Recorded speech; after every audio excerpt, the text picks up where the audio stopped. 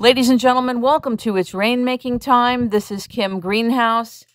It gives me great pleasure to welcome back to the show Edwin Vieira, the author of Pieces of Eight, probably one of the most important monetary books written in history. You can get that at the Gold Money Foundation. Also, he has written How to Dethrone the Imperial Judiciary, Crashmaker, and Constitutional Homeland Security, a call for Americans to revitalize the militia of the several states. He is considered one of the most savvy constitutional attorneys in the country. We had him on in January of 2010 to really lay out America, its founding documents, and status. And I was very concerned what just happened in June 2012 when the Affordable Care Act passed through Congress, the implications for this, the fact that we don't really understand what it means, that we've been told it's just a tax, we've been told things about the Commerce Clause. It seems very murky water in terms of what just happened. Many people think that the Affordable Care Act means that you're getting free medical insurance. Most people have never read it. Most people don't understand it and have no clue what's going to happen as a result of this. So I have invited the person that I consider to be a genius in the area of the Constitution. Ladies and gentlemen, welcome Edwin Vieira to It's Rainmaking Time. Good morning. Thank you for having me. First of all, what is the Commerce Clause? Most of us do not understand it and do not understand why it was used in explaining why this bill passed or what the decisions were about. Well, there are actually two levels in discussing this. There's the real Constitution, and then there's the fictitious Constitution. The Commerce Clause is one provision of Article 1, which deals with Congress, the powers of Congress. And Section 8 of Article 1 lists certain powers of Congress, and among them is the power to regulate commerce with foreign nations among the several states and with the Indian tribes. That's the language of the Constitution. And this was put in for two reasons. You had foreign nations and the Indian tribes, which at that time were treated as foreign nations or quasi-foreign nations.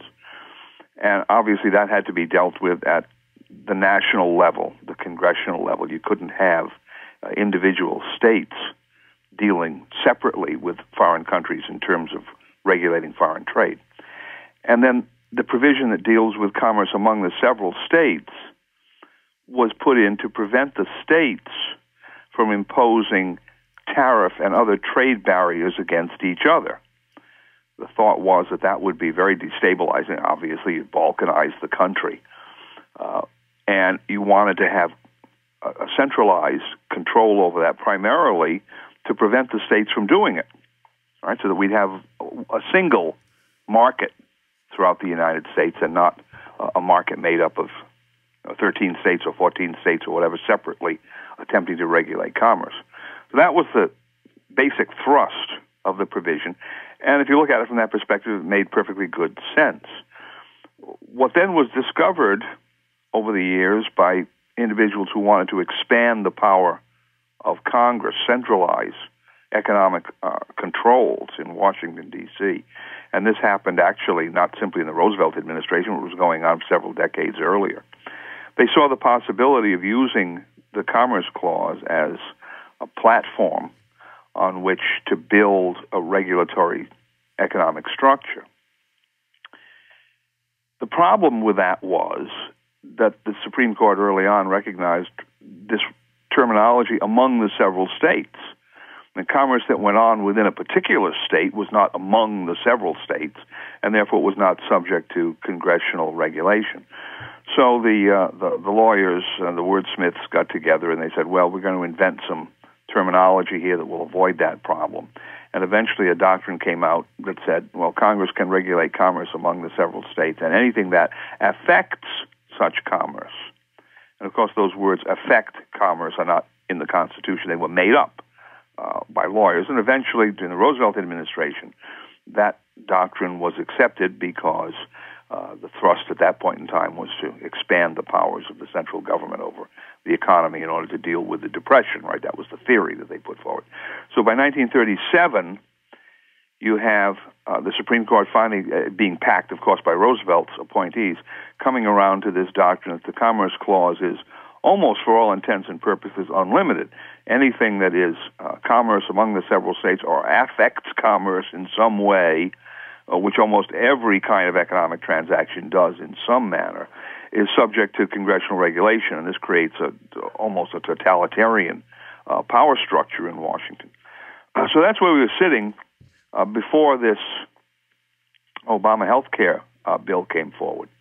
And the theory that they were putting out in terms of what's called the individual mandate, the requirement that individuals, families, businesses, whatever, have some kind of private health insurance arrangement made.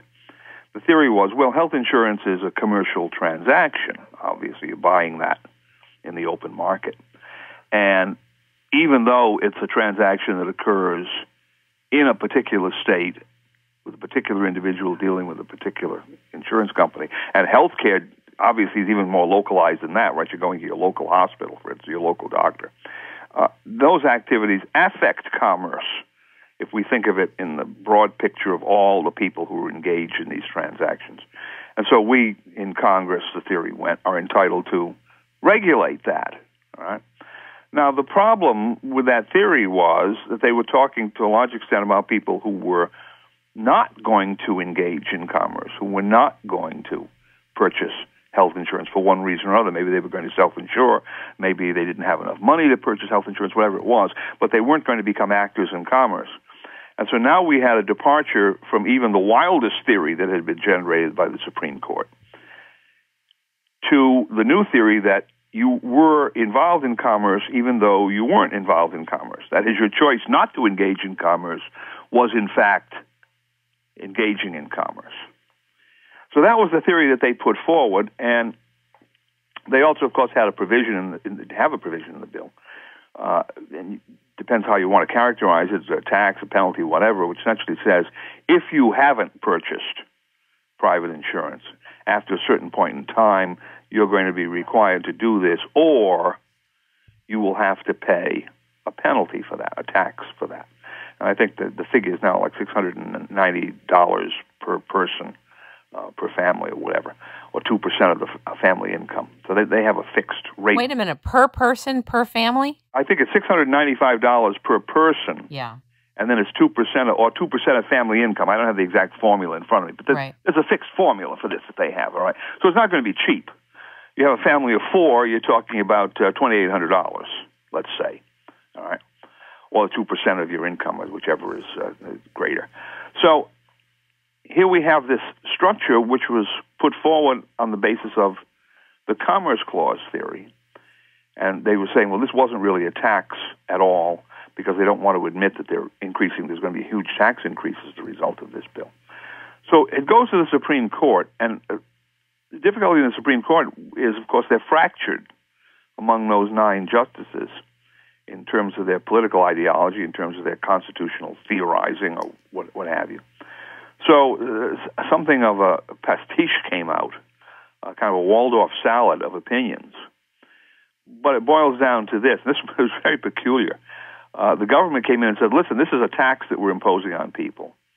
And we have a statute called the Tax Injunction Act, which prevents the courts from dealing with tax questions directly. That is, if I have a question with the IRS dealing with my income taxes, I can't go into a federal court and sue the IRS directly. I have to go through the administrative procedures and ultimately probably pay the tax. And then after that's done, I can come in and ask for a refund, or I can challenge them essentially after the fact. But I can't proactively stop the imposition of a tax on me. And that works both at the federal level and at the state level. There's a Tax Injunction Act for both levels. So that was the first argument that the government put forward. They said, well, the courts shouldn't even be hearing this case. And if you read the opinion by Chief Justice Roberts, he deals with that and says, no, this isn't a tax, so the Tax Injunction Act doesn't apply. Then the next thing that he says, in his opinion, and in this particular point he is supported by Scalia and the other dissenters, so that's rather significant. We have an actual majority on this particular question. The government argued, well, this is a regulation of commerce along the lines of what I just described. And Roberts says, no, it is not a regulation of commerce because you're not dealing with someone who's engaged in a commercial transaction. You're dealing with someone who is not acting at all. You can't require or treat that non-activity as commercial activity.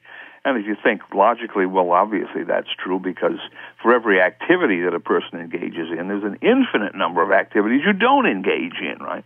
And if every one of those activities in that infinite list could be regulated by commerce because of your non-activity, then it would seem to follow that Congress is a totalitarian power. It can do anything it wants, right?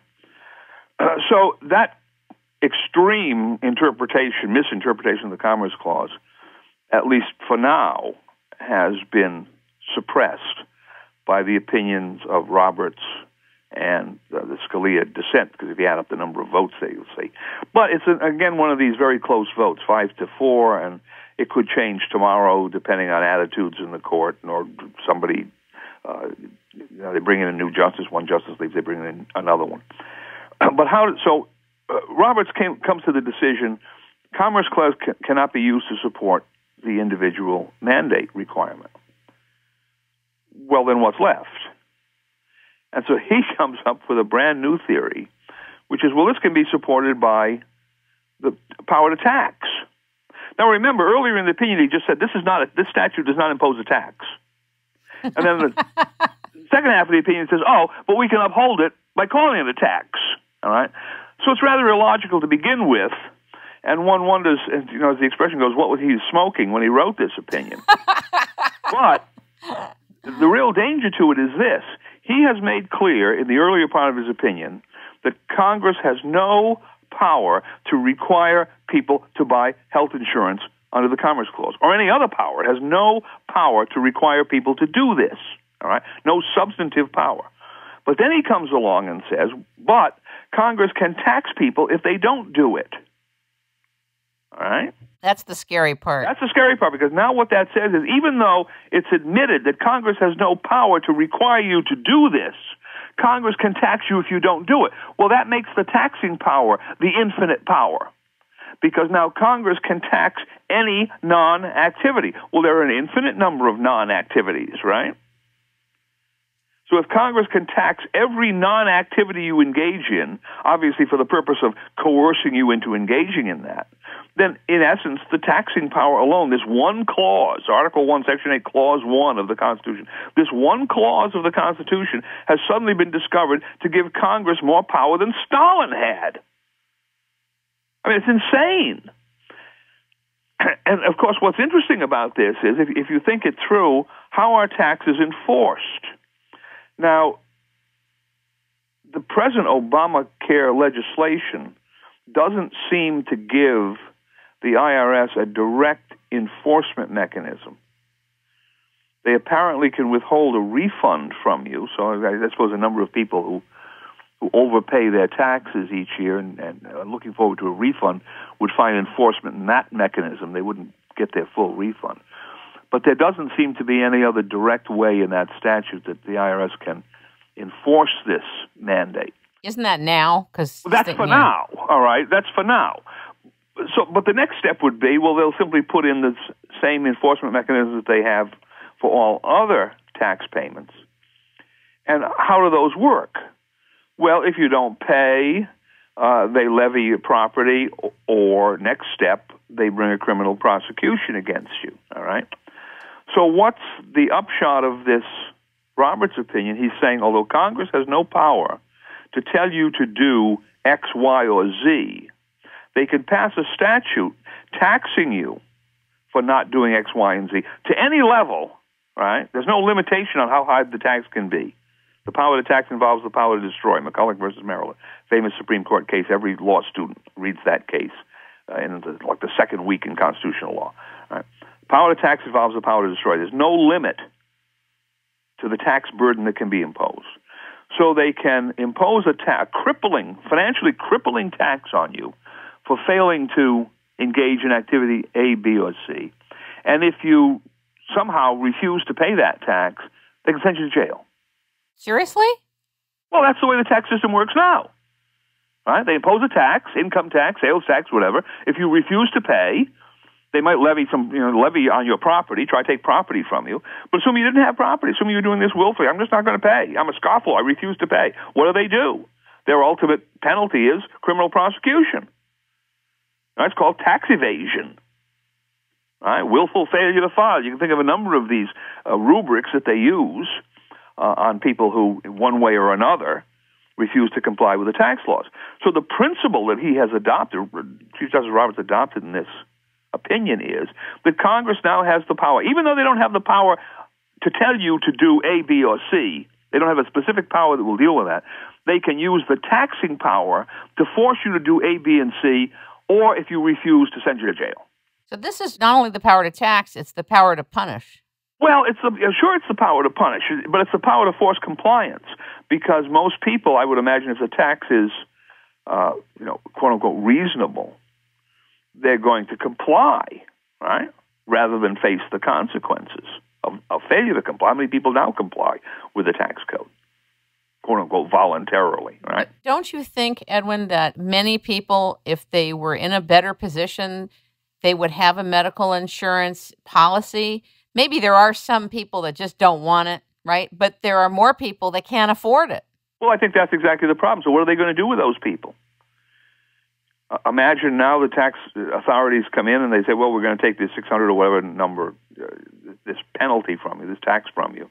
We're going to withhold your refund. And now what do? Do they cut back on their food? Do they cut back on their transportation? They cut back on the drive the heating level of their homes down so they're 55 degrees through the winter. I mean, what do? If they can't increase their incomes, and of course we're living through apparently a depressionary phase here in our economy. If they can't increase their incomes, and now we're imposing this $700, let's say $700 per person tax on them, what's going to happen? Well, I guess their general standard of living is going to have to go down, so the health insurance companies can be better off. What about the new law that was created a few years ago that said that if the IRS suspects, doesn't even have evidence, but suspects that you owe from $50,000 on, you can be prevented somehow, I don't know if it's through TSA or Homeland Security, but whatever it is, you can be prevented from flying out of the country? Well, sure, they're trying to stop the rich expatriates from getting out. And the other side of that coin is collecting information from foreign financial institutions as to who has money overseas. I hear that not even Switzerland is neutral anymore as of the last few years. Yeah, that's right. And there's been so much pressure brought on all of these countries that they pretty much act as information clearinghouses for the IRS. Very difficult situation. But they put it this way, the people in Washington are getting desperate, right? You put a mad dog in a corner, what's it going to do but bite? I can understand their position, but I don't understand is the vast apathy in the public looking at this and seeing all of these draconian regulations and institutional structures being built, especially around the Department of Homeland Security, with its tentacles reaching all the way down into the local police departments. Everyone looking at this with a sort of placidity or stolidity, as if, well, this doesn't really mean anything to me. Well, of course it means something. On whom do you think they're going to use these institutional structures? I mean, this Obamacare reaches everybody. Another thing that's disturbed me about the Affordable Care Act and conversations on every side is that it feels and looks like the public is lost in the for or against, but nobody really knows what the gorilla is. Like nobody knows what the it is that they're all fighting about and arguing about. The conversation is not the real conversation that needs to be happening. The conversation that needs to be happening and the focus and the discernment that needs to be there is what we're talking about right now. I would say a great deal of Americans have missed what just happened in America. Do you agree? Among other things that they've missed, what has been happening. I mean, this one had a tremendous amount of press, but in the long run, there are probably institutional changes that are much more dangerous because it looks as if this Obama health care is going to have to be scuttled at some point in time simply because of the huge cost. And, with our real problem with health care, I don't want to get too much into health care, but the real problem with health care is compare the health care system to automotive insurance. Automotive insurance deals with essentially catastrophic situations. At least that's what most people worry about. run over the little blind girl in the wheelchair, right? You don't have automobile insurance to change your spark plugs, to change your oil, to tune your engine, to wash the car, right? Right. You don't have that. But that's the way the healthcare system works. The analogy, right? The lowest level healthcare issues are tied into this insurance system with all the bureaucratic additions of cost that are involved there, instead of a system that was essentially based on the catastrophic event.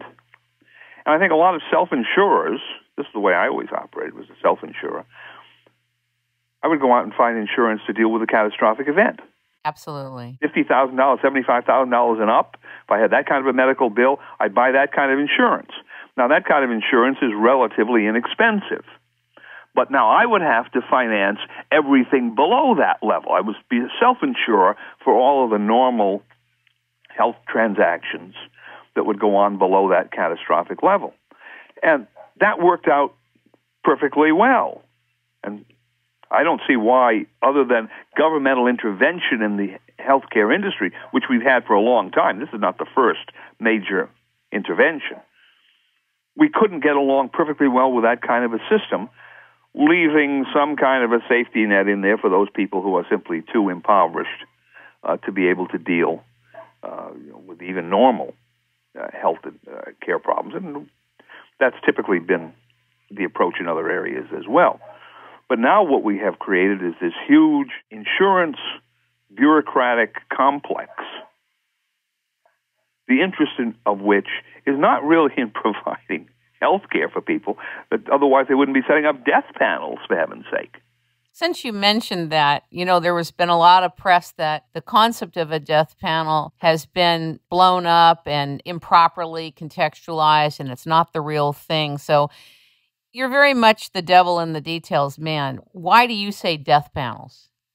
Well, I think it's going to happen because of the cost problem, obviously. Healthcare costs go up exponentially as you get to the higher age brackets in the 60s, 70s, and 80s. Right? So you're looking at a system which is driven by cost and bureaucratic efficiency, if you will. And they're going to look at that and say, well, what's the expression? These are lives not worth living. People who aren't contributing a great deal to the economy. They probably all, or most of them are retired. Many of them are too sick to do anything. And we have fantastic costs for very high level of service that has to be provided to these individuals. So what's the solution? Well, the solution is not to allow them to get these treatments. All right? You simply won't be given dialysis. You simply won't be given the heart valve treatment or whatever because it's too expensive for you. What's your alternative? Well, it's suffer or die. And we have a solution for that, which is, assisted suicide, essentially. We'll give you the pill, we'll give you the injection. Just sign here. And it will be good for you, it will be good for your family because they won't have to pay anymore, and it'll be good for the country as a whole because it'll help the economy. And I think that's the attitude. We have a lot of people in the higher echelons, if you will, the intelligentsia, who say, well, we have too many people in the world right now. Definitely. We have to cut back by orders of billions, not just millions, but billions. We have to cut back. And obviously one way to start on this, you can start at one end by saying, well, we're going to cut down the births, through abortion and so forth. But on the other end, we kill off the old people. They're not providing any real service to us anymore. Get rid of them.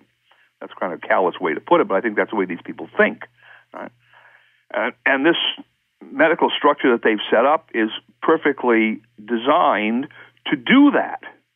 Because now you're going to have total dependence on these insurance companies, which are interlocked with the government bureaucracy, and they're simply going to tell you, as an arbitrary fact, oh, you're 65 years old or older, you're not entitled to dialysis. We're not going to pay for that. We're going to take a quick break, and we'll be right back. Did you know that approximately 65,000 of the 70,000 chemicals that have been dumped into the environment are considered to be highly toxic? That we are ingesting those toxins through the air, the water, and the food supply, and that no matter how much you eat organic food and drink the best, purest water, we all have to detoxify from these chemicals that we're being bombarded with. We're also being bombarded with something invisible, the radiation fallout from Fukushima, one of the worst man-made environmental disasters humanity has seen since Chernobyl, in combination with the BP oil spill, the fact is that we have to detoxify our bodies of toxins and of the radiation. But how do you do that? You do that with rock powdered zeolite. Zeolite is the most effective mineral you can take to detoxify your body. Zeolite has been used to treat Chernobyl victims, the land in agriculture. It's been very effective. It's also given to animals to detoxify as well. If you are interested in establishing a prevention program and detoxifying your body, go to etszeolite.com or call Hank Heister at 818-707-0468. And if you tell him it's rainmaking time, you will get free shipping for the product that you order. Call Hank Heister at 818-707-0468 and order your zeolite today. And back to the show. Have you read the bill? A little of it, yeah. There's too much to read the whole thing. See, that's the other thing that's very disconcerting. How can anybody vote on things, and how can these people be representing us in the Congress, and they've never read it? Well, this is not something that's new. I know that, but right? Still, it's frightening. They respond to the lobbying pressure, and they get the right phone calls, and they know what to do. But I'll give you an example. Roosevelt era, 1933. Roosevelt comes in, of course, you have the Depression going on, and these long bills, long at that time, small today, but long at that time, were coming out of the White House, coming over to Congress. And you read the legislative history, the debates in Congress, especially the Republicans are complaining, wait a minute, we haven't even read this bill, it hasn't even been printed. We haven't read it. How can we be voting on this? And the remark would come back from the other side, well, this is what the president thinks we need to do. Right? We can't sit around and debate this. We're in a crisis. We have to do what the president wants us to do. And so they would pass these bills, one after the other, one disaster after another. So this is almost at the same level. Was it Nancy Pelosi? Yeah, she said, just sign it and we'll deal with the details afterwards. Yeah, we'll find out what it means later. We'll read it later. Let's just pass it now. Well, that was the exact same attitude that was involved in the Roosevelt administration, early years of the Roosevelt administration. But, of course, they had a real crisis going on. They were in the midst of the Depression, the big bank collapse of 1932. All right? We're not really at that level of crisis. But in the long run, this thing will have a critical effect, because now you're overturning or injecting into the entire healthcare system of this huge country false principles. What's going to be the consequence? Well, you know what I think their ultimate goal here is? I mean, they're not worried so much about providing healthcare. They're worried about political control. This is one of the dependency mechanisms. They already have a good dependency mechanism in the Social Security system. Old people have to rely upon that. Now they're going to create another dependency mechanism in healthcare. Dependency on whom? Dependency on the political class, right? We absolutely have to keep voting these people in so that they will maintain this system on which we are dependent. Are you familiar with a man named Stephen Spoonemore? I don't think so. He was involved in establishing and helping the internal components of ATMs, the banking system. He really understands the electronic side of transactions. And he lectured for years about if the voting in America goes to an electronic voting system, it is totally hackable. Our democracy is dead. And he explains the whole thing. He takes hours to explain and answer questions and lay it out. And he spoke all over the country about this. But one of the things that he was emphatic about was, he said, you do not understand how fast I can get into a voting system. You do not, as the public, understand this. So if you have 30 states in America that have electronic voting, effectively, it's done. Foreign entities can get in. It's a totally hackable system. And then he lays out how exactly it works. Well, apparently with this Affordable Care Act, part of it involves establishing electronic infrastructure so that all medical records are totally centralized and electronic. Now, before Farrah Fawcett passed away, her electronic records were hacked. And that information got out. So the thing that also disturbs me in this whole thing is that the infrastructure is being changed from a paper system, very much like voting, to electronics. Now, I know a lot of people who are in love with the internet and totally live electronically now and virtually. While it's been a good thing for many people, it's a potentially dangerous thing too, because when you make it a systemic, centralized thing, your information and your data is no longer protected. Period. It's over. And so that has never been talked about with this Affordable Care Act, that part of the infrastructure is to make electronic your private personal medical records. It's very disturbing. And Stephen Spoonemore is the only person in the world that I have heard that can explain it the way that he explains it. I think he was on the Velvet Revolution or something, but he really lays it out. It is totally worthy of listening to him. I invited him on, but he said he was so aggravated and he's so over trying to explain to the American public this scenario, he doesn't even want to do interviews anymore. He's just given up. He said it's over because the people are actually operating as if their votes are going to be counted and they have no clue. What do you think about that? Well, I think obviously that's a correct interpretation, but there's a simple solution. I mean, all people have to do is demand paper ballots. Imagine a system of this kind. You go in, and there's one of these triplicate ballots, and it has a serial number on it, and a tab on the bottom that you can rip off with the serial number. So you go into the voting booth, and you mark this thing up, and you hand the first two copies to the voting registrar, and you take the tab off the bottom that has the serial number on it, unique serial number, and you keep the third copy. And the first two copies they use for counting the votes, and one of those is going to be the permanent copy that's stored somewhere.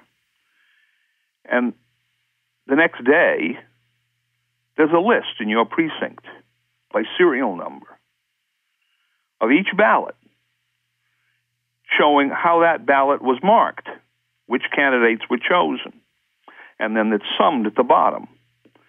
So now anyone can walk in there, look at his serial number on the tab, look at the serial number on the list, and say, yes, they have correctly allocated my vote.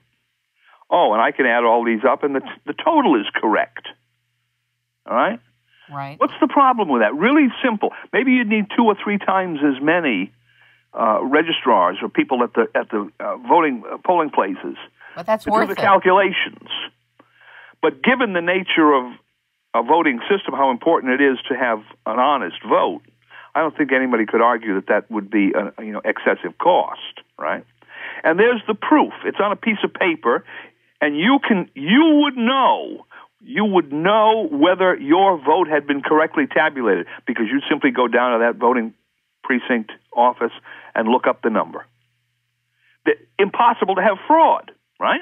Well, here's my question. The thing you said at the beginning, to me, is the basis for the whole thing. There needs to be a demand for paper ballots. But why isn't there a demand for paper ballots? In my view, it's because the public is not informed about the electronic side of this, what it does and how it works. And until that frame of reference is established, there won't be a demand for paper ballots because everybody's plugged in electronically and they think it's better and more efficient. I will tell you, Jim Rogers, who's a legendary commodities investor, and I got into a conversation off the record. He came to Los Angeles. I interviewed him a few years ago.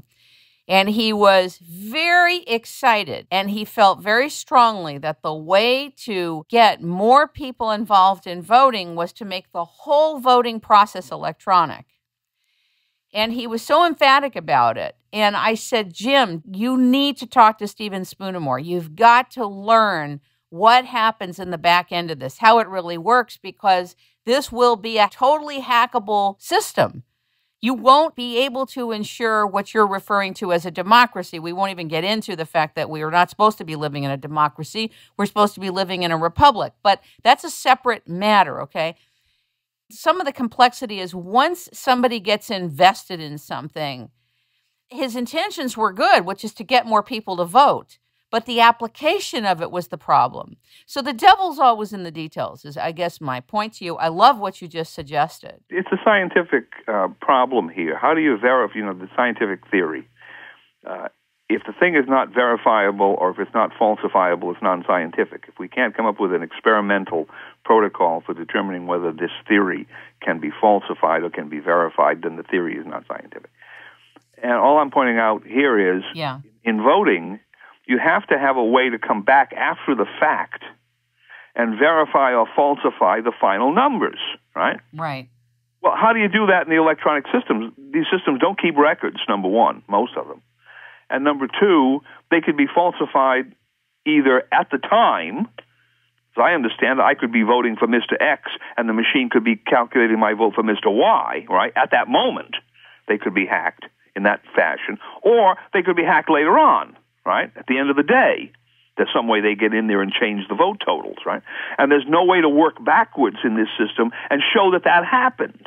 Right. So it's not verifiable or falsifiable, whichever one. It's non-scientific. Well, you look at that and you say, well, what's the point of this then?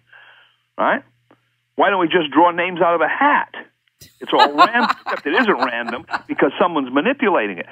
And it just strikes me that it's hard to believe that the average person has not heard over the years about this problem of the electronic voting machines.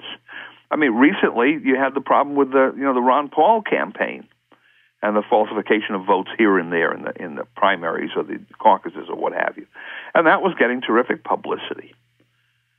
So I'm just surprised that one would assume that it's a really total ignorance on the part of the public. It seems to me as if it's more along the lines of, well, we just don't give a damn. We really don't care. Yeah, we know about this problem. We really don't care, which seems to be the attitude for most of the problems we have in this. Oh, yeah, we know that they're corrupt. Oh, yeah, we know that they're stealing us blind. Oh, yes, we know that our representatives are actually responding to demands from lobbying groups. They don't give a damn about us. But we really don't care. But you know what, Edwin? I think people do care. I think people feel helpless. I think people feel overwhelmed. I think people don't know what is effective action when this is going on. Seriously, even I was grappling with this. I spent time with Jim Rogers on the phone when he was here in Los Angeles, and he was presenting this whole thing. I've called Stephen Spoonamore many, many times. I said, look, if this doesn't become a central frame of reference in the United States, there's no point in voting anymore because most of the public doesn't even know about it, let alone get it, that it has to become a central issue. And I don't blame people like Stephen Spoonamore just being so exhausted for so many years, explaining it, rallying, getting people to hear this. Again, it's just so frustrating. So I think there's so much corruption and there's so much wrongdoing that people are overwhelmed. I believe most people are good and that they do care, but there isn't the understanding. They don't have the frame of reference that you do. They just don't. And plus, you're sitting with massive detail, the devil in the details on so many levels of this. I have a quick question for you that I've wanted to ask you for a couple of years, and that is, this reminds me of the fact that Cass Sunstein and others like him, including Obama, including Al Gore, and others, really feel that the Constitution is a living, breathing document that should be malleable and changeable and adapted to the present day. I really would like to invite you to speak to that because conceptually it sounds true. It sounds good. But when you get into the details of what that means, totally different. What's your thoughts? I don't think they believe that at all. I think what they believe is that they want to exercise whatever powers they want to exercise. And they simply use the Constitution and laws of this country as a fig leaf, coloration, if you will, right? Rationalization for what they're doing. I think if you go back a while in history, you'll find that there probably were some people that advanced that theory because they felt that the Constitution was too rigid and it was too difficult to make fundamental changes. You had to go through the amendment process, or perhaps they thinking along the lines of the Supreme Court reinterpreting the Constitution. But what's interesting about that theory to me is it doesn't apply. You'll never find anyone that will say that that theory should apply to statutes. And we have a lot of statutes that have been around for decades, right? Right. Statutes coming out of the 1930s, statutes coming out of the 1920s, right? Still with us, right? Because they apply to situations that are perennial. And no one comes along and says, well, we need to apply the living statute theory and have the judges go along and reinterpret these statutes the way they feel is necessary for, modern situations. Now, why isn't that true? Why is one part of the law subject to this living document theory and another part of the law isn't? Well, it's a power grab, fundamentally.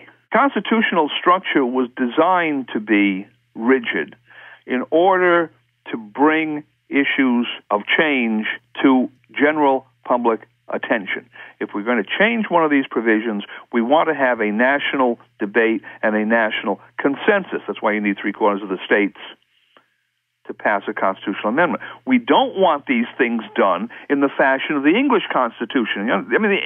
At the time of the Founding Fathers, there was a constitution that they were living under. It was the British Constitution. And the British Constitution was essentially what we call a living constitution. Parliament could change it, or the king could change it, depending on the balance of power. And it had been changed many, many times in the course of English history, the latest one being 1688, all right? So that was what they were living under, and the problem that they saw was, well, this did not provide sufficient guarantees for what? The natural rights of man, right? What the Declaration of Independence calls the unalienable rights, right? For which all governments are founded, to protect those rights. It did not provide sufficient protection because it was too plastic in a political sense. It could be manipulated and changed by whichever group of ministers happened to gain the king's fancy or whatever majority in Parliament. So they come up with this essentially new idea, at least in the English system it was a new idea, of a fixed set of principles that will apply in terms of powers and limitations on powers, what lawyers call disabilities, right? That's the constitutional structure. We have powers and we have disabilities. These are the things the government can do, and these are the things it can't do. And then there's a provision to amend it. If what? If there's a sufficient consensus, 3/4 of the states, that this needs to be done, as it were, for the common good, right? Common defense, general welfare, right? Those basic principles. But it's to focus the attention of the country on that particular issue. So what happens here is we've got kind of government by stealth. They come up with these ideas, and actually, the living constitution, they don't even debate these ideas anymore. They just do it, right? It's when you catch them doing it, they say, oh, well, we're doing this because we have a living constitution. Right? They're not even honest enough to come out in Congress or the courts and tell us, well, we are actually making a change here because now we think that it's appropriate under the circumstances. That's what's fascinating about it. I mean, the doctrine is false from a constitutional perspective. This is not the way this Constitution was ever designed to be written. And imagine this for a moment. You're sitting down, there's a constitution or a contract in front of you. Let's not even make it a constitution. There's a contract in front of you that the other party wants you to sign. And you say, well, now what does this mean? And the other party says, well, it will mean what I think it should mean, a year from now or so forth, depending on circumstances. Would you sign that contract? Heck no. Of course not. No one in his right mind in the simplest commercial transaction would agree to that kind of an arrangement. Do you think that the founding fathers of this country wrote the U.S. Constitution on that basis?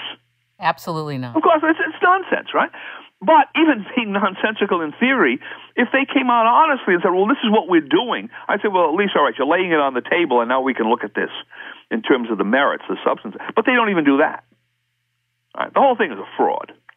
And this is the grave difficulty because this government is based upon the concept of self-government, right? The people, we the people, 3 most important words in the Constitution. That's how the Constitution begins. We the people do ordain and establish this Constitution. Not the judges, not the politicians, not Congress, not the president, not the lobbyists. We the people do it.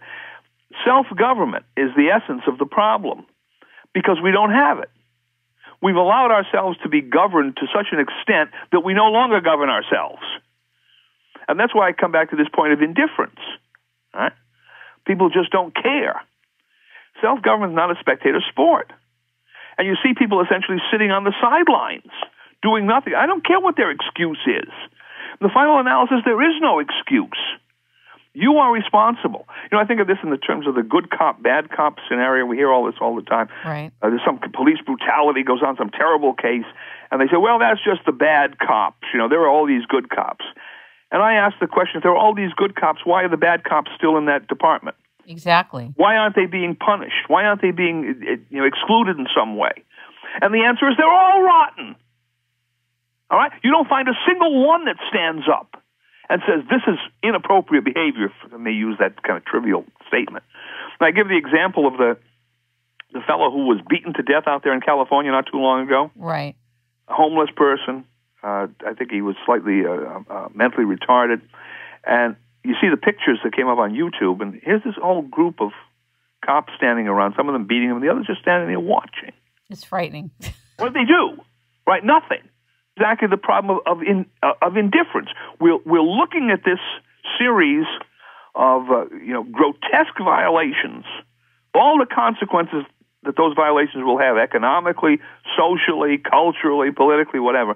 We're looking at all of this and we're saying, it really doesn't matter to me enough to get off my rear end and do something. Okay, so let's talk about the doing something part in the context of the analogy that you just gave. What would that manifest as? Well, now we have two problems coming down the tracks at us. The first is the economic collapse. I mean, there's no way we're going to get out of that. Very hard economic times are coming. And the consequence of that, of course, is going to be social dislocation. Economic collapse, social dislocation, civil unrest, probably a lot of civil disobedience, right? So you have social chaos as well as economic chaos. How are we going to deal with those two? Well, the other side has a plan. They may not be able to deal with the economic collapse, although they'll give us some new currency, whatever, give something to try and stabilize their position. But in terms of the social breakdown, they have a plan. It's called the Department of Homeland Security, right? And they're going to impose what essentially amounts to police-state tactics in this country to quell any kind of civil unrest that would lead to significant political change. But looking at it from the other perspective, from the perspective of self-government, what do we have to do? Well, there are two things that can be done. That can be done at the state level. I've been trying to promote this for a long time. Number one is the adoption of an alternative currency system. Very easy to do. These systems are already on the shelf. We can pull one off and adopt it in a particular state. And this would enable us to continue to function economically even if the Federal Reserve System entirely collapses. Second element would be the reinstatement of the constitutional militia in each state. And there's one in every state, 50 of them. The Constitution calls it the militia of the several states.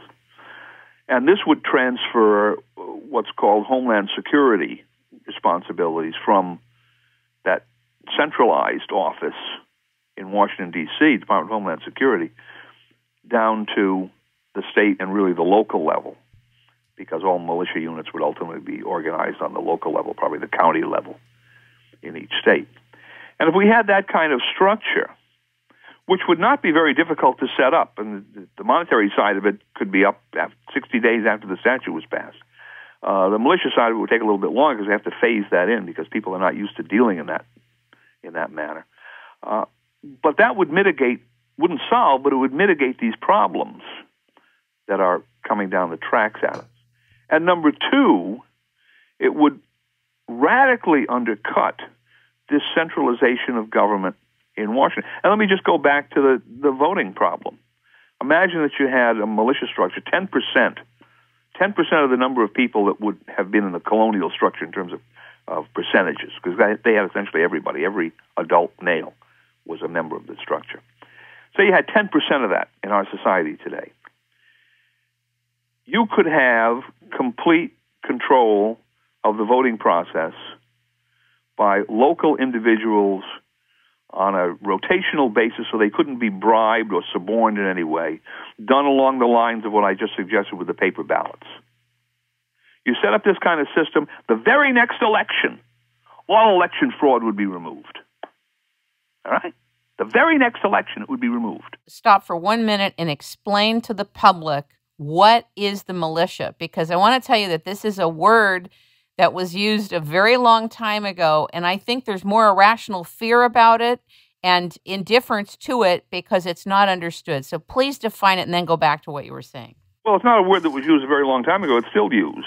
I mean, it appears in the Constitution in Article 1, Section 8, Clauses 15 and 16, and Article 2, Section 2, Clause 1, and in the Second Amendment, the militia is essentially the organization of all able-bodied citizens in the ultimate homeland security structure.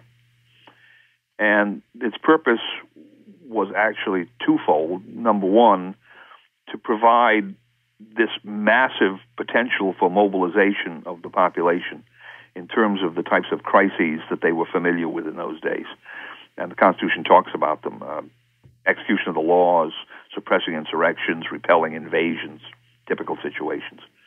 And secondly, to provide the ultimate check and balance against usurpation and tyranny in the political system, which was embodied in the concept of the standing army. The standing army was the great danger that the Founding Fathers saw, because the standing army was the thing that the usurper and the tyrant would use to gain abusive political power over the general public. So, granting that a standing army might be necessary in time of war, for instance, you might need some kind of a standing army even in time of peace, just to have it ready. The ultimate check and balance was that the entire population was going to be organized in a way such that the standing army would be deterred from taking the side of the usurper, or if it did attempt to do that, then sufficient resistance would be mobilized. That's the ultimate picture. But if you look at our problems today, in terms of what's called homeland security, well, they're probably much more diverse, in a sense dangerous, than our colonial ancestors ever faced. I mean, just think of things like industrial accidents, for instance, that they never would have had to face. Complete economic breakdown, central banking and the failure of the monetary system, again, something that they never would have had to face. Food security problems. They lived in these quasi-agricultural, semi-agricultural economy, so unless they had a particular drought or something, some natural disaster, they weren't particularly worried about starving to death, whereas you look at the modern American food distribution system, how long would the supermarket shelves remain filled in an urban environment in the case of a breakdown of the monetary system that led to a breakdown of the transportation system? 2 days, 3 days? You hear these predictions, right? We're certainly not in a situation where we would be self-sufficient there. I go back to the example of Katrina, the hurricane. What happened? They knew the hurricane was coming. They had a pretty good idea of how strong it was. They knew that New Orleans being below sea level might have a problem. There was some suspicion that the levees wouldn't hold, no matter what the Army Corps of Engineers told them. And didn't the state refuse to fix the levees based on they didn't want to pay the money? Along that line, right? So they knew all of this. Hurricane comes, disaster. They call in FEMA and these other federal agencies, and we know how well they did, right? It was chaos. If they had had a militia structure in New Orleans or Louisiana, because actually the militia structure is a state institution, if they had a militia structure in Louisiana, again, 10% of what it would be under the colonial standard of all able-bodied males, actually all able-bodied women today as well. 10%, not only would they have been able to solve the problems after the hurricane hit, but they probably would have dealt with those problems beforehand. They wouldn't have had that levee problem, because if the Corps of Engineers hadn't done it, the militia would have done it. Because the militia would be organized today in what I would call skill sets. Right? You'd have units of the militia that would deal with heavy construction. So if you were in a New Orleans type situation, the levees would be their responsibility. You'd have units of the militia that would deal with food security. You'd have units of the militia that would deal with alternative currency. You'd have units of the militia that would deal with monitoring elections and making sure the elections were honest. So you'd mobilize very large segments of the population based upon the skills they already have, and of course there'd be some training that would be added to that, to deal with each one of these areas of direct concern. And this would be done at the local and state level. You wouldn't need direction from Washington. And it would ultimately be subject to control by the local people themselves, who in the long run are beyond bribery and corruption because there are simply too many of them. You can't bribe a whole state, right? A lobbying organization can't get away with that. They can't do it, physically do it. So now you return government in the truest sense to the people themselves. They are governing themselves in these fundamentally important areas. Now, this, of course, requires something of a change of mindset in the average American who's willing to sit back and let his quote-unquote representatives deal with these problems. So I'll grant you that we have a psychological difficulty in getting people to think along these lines. And then, of course, the media has thoroughly demonized the word militia. When you hear the word militia, the average person thinks about someone running around in the woods in a camouflage. That's why I asked you to explain it. That's exactly why I asked you to explain it. And that's been done purposely. It's been done purposely because these people understand. You read the Constitution, we talk about Homeland Security. Where does the word security appear in the Constitution? Let's again go back to the big book of instructions. Where does the word security appear? A well-regulated militia being necessary to the security of a free state, the right of the people to keep and bear arms shall not be infringed. Second Amendment, right? The security of a free state, not the security of a bureaucratic state, not the security of a police state, the security of a free state. And what is the thing the Constitution says is necessary to that? A well-regulated militia. The Constitution does not describe as necessary anything else. It does not say that Congress is necessary. It does not say the President is necessary. It does not say the courts are necessary. The only thing the Constitution says is necessary for any purpose is the militia, or are the militia, because there are 50 of them, right? And necessary to the security of a free state, which is the ultimate goal of the Constitution. And cognates of the word security appear in only two other places in the Constitution. One in the preamble, to secure the blessings of liberty to ourselves and our posterity. And in the Fourth Amendment, that the people should be secured, their persons, homes, etc. All right? So if you look at just simply the use of that word, the noun, the adjective, and the verb, they all come back to this concept of self-government by the militia in a free state. And what is a well-regulated militia? Well, if you look back in the history of this, you'll find more than 100 years worth of history prior to the Constitution. It was the organization of every able-bodied free male in the society. He had something to do in this system. Most of them, they were trained in a kind of paramilitary way because obviously they had problems with the Indians, they had problems with the French, so forth and so on. So their immediate focus was on paramilitary activity, and that's why you typically see when the colonial depictions of colonial militia, it's the fellows out there in the village green, with their flintlock rifles practicing, different maneuvers. But if you apply that principle today, it would look to every aspect of Homeland Security, and that runs from the paramilitary, if you will. It could be we were invaded, or we had insurrections, or whatever, all the way through the economic, all the way down to the political, such as honesty of voting. But it requires people to be organized. And this is what the other side doesn't want. They don't want us to be organized. They want us to be dependent upon them. Vote for our representatives, who then represent somebody else, right?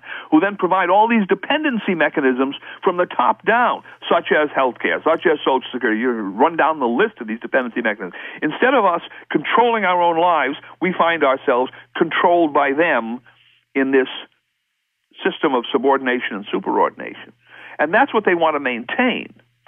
So they've been very effective propagandistically in demonizing the militia concept. And of course, we've had a lot of people in this country who were claimed to be militia members and so forth, who have been helping them on that by approaching this from the entirely wrong perspective.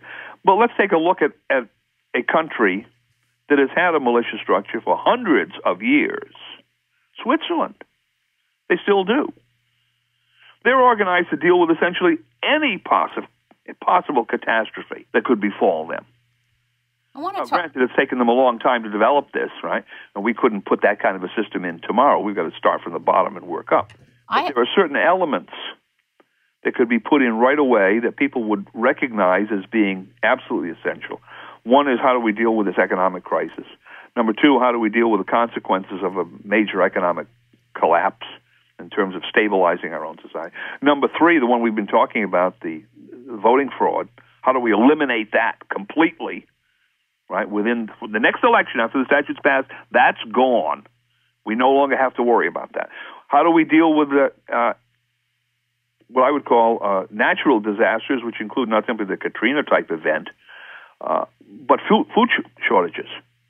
Well, we have a real problem in this country. The very large segments of this country are not capable of providing themselves with food, even for a very short period of time. That's true. Emergency supply. And not only that, a lot of the places where we go to the markets, if they're not the farmers' markets, almost all of the fruit and vegetables is from other countries, which is also very scary. I mean, that's what I mean by food security.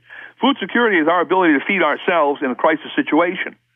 And that might be at the family level. I mean, you think of a militia structure, one of the things that every militia member, and that's everybody, would be required to do is to build up over a certain period of time enough food and water and so forth, basic commodities, to survive for, let's say, 90 days. All right? Real crisis. We can survive in this locality for 90 days. We're prepared for this, and then we have some fallback positions for the next 90 days, 120 days, or whatever. So we're looking, to a longer period. Totally unprepared in this country. Totally unprepared to deal with any kind of industrial action. What would happen? I mean, I hear this all the time.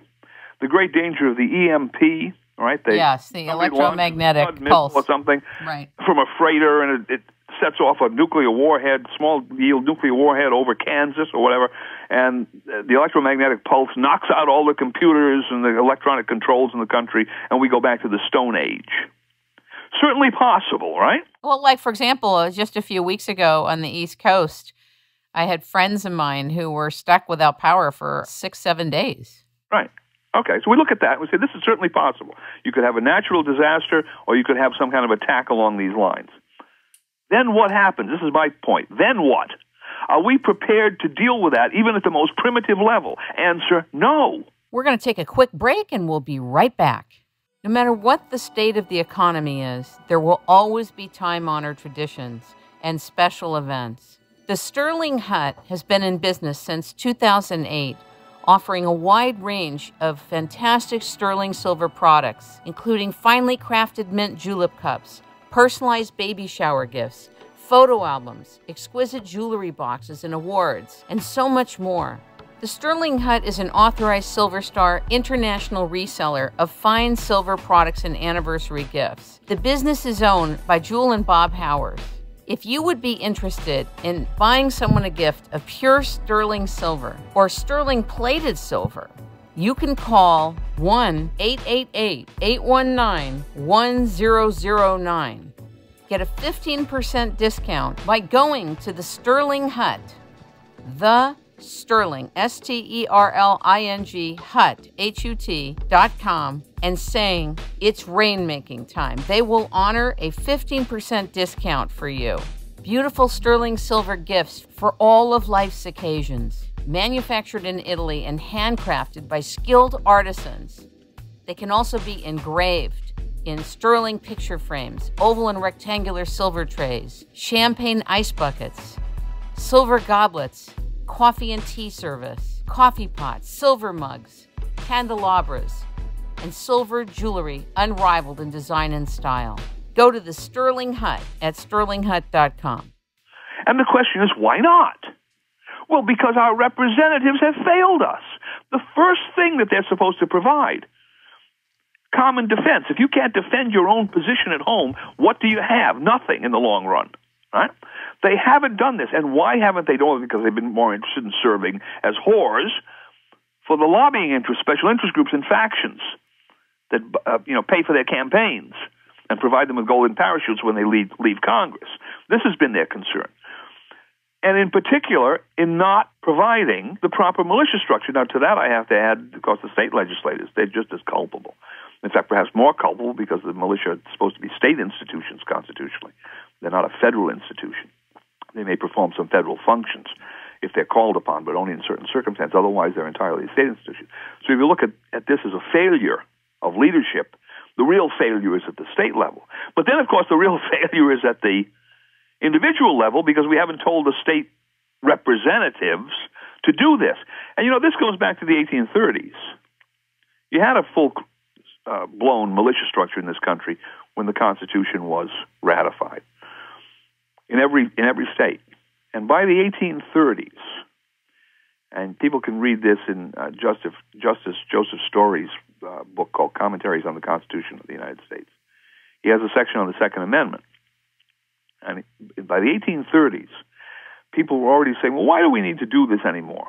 Why do we need to go out to these militia training sessions and so forth? There really are no threats in most of the country. This is just an imposition on us. And he points this out. He said, this is an attitude that is developing. He said, this is the great danger. If people now begin to look at this structure as unnecessary and really not useful, then the next step will be for them to hold it in contempt, and they just won't support it anymore. Isn't that where we are? Yeah, and that's what essentially happened in this country. Of course, you had, at the turn of the 20th century, you had another aspect of it was the creation of the National Guard, which a lot of people, when you talk about the militia, they say, well, that's the National Guard. Well, the National Guard is actually part of the Army. But they kind of co-opted this militia concept because it's a bifurcated organization. It has a state component and it has a federal component. But if you read the statutes through, you'll see that it's really a reserve unit of the U.S. Army, which, of course, is a constitutional impossibility for the militia. I mean, the militia is something supposed to be entirely separate from the Army because it's the check and balance against the Army, potentially. It can't be part of the Army. I mean, that's just stupidity.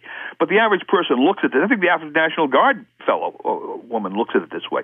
In fact, if you look at their literature, they have a logo, and they use it all the time when National Guard Day comes up in their propaganda they put out. And it shows the embattled farmer, the statue at Concord Bridge, Concord, Massachusetts, from the Revolutionary War. And this is to draw the connection that the National Guard is somehow the continuation or the embodiment of the militia, which, of course, is entirely false. That's not true at all. I mean, I'm a member of the militia. You're a member of the militia. Are we members of the National Guard? No, National Guard's a voluntary organization. You join or you don't join, depending on whether you want to. The militia is not. The militia is a compulsory organization. Everybody is in it to some degree. Not everyone does the same thing. And, for instance, conscientious objectors wouldn't be required to, have a firearm. But there are other things they could do. Why has Homeland Security been indoctrinating people to watch out for constitutional groups, people talking about the Constitution, people trying to enforce the Constitution, et cetera, protesters, et cetera? What is that about? Well, it's that they're acting outside. Who are their opponents? Who are their enemies? They are acting outside of the Constitution, so everyone who's a constitutionalist is their enemy by definition, right? And they will continue to act outside of the Constitution. Everything that they're planning in this police state that they're setting up with the involvement of the military. I mean, you see this. The involvement of the military is the most interesting one to me. It's the scariest, clearly actually. Unconstitutional.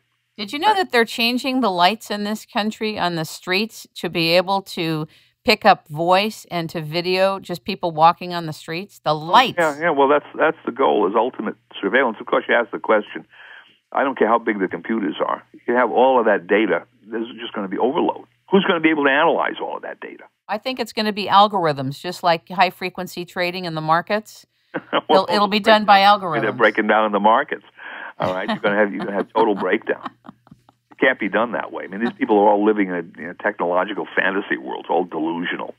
They can solve these problems with technology. And I'll give you the example of Afghanistan. How long have they been fighting in Afghanistan? 10 years now? 11 years? Right. All right. With the most technologically sophisticated army and air force in the history of the world, okay? The Afghan insurgents, or whatever you want to call them, people they're fighting over there, are at the level of World War I weaponry, actually below the level of World War I weaponry. They have no planes, certainly no helicopters, they have no heavy artillery, they have no tanks, they have machine guns, rifles, maybe some mortars and rocket-propelled grenades and improvised explosive bombs that they make and plant somewhere. And they haven't been defeated in 11 years.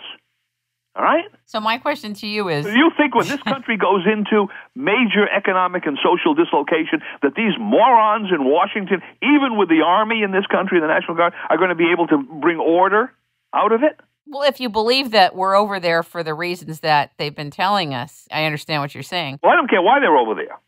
I mean, I don't care why they're over there. The question is, if you look at what they've done, they've proven to be totally incompetent. Now, if you're going to tell me, well, they never intended to beat those people, that's another story.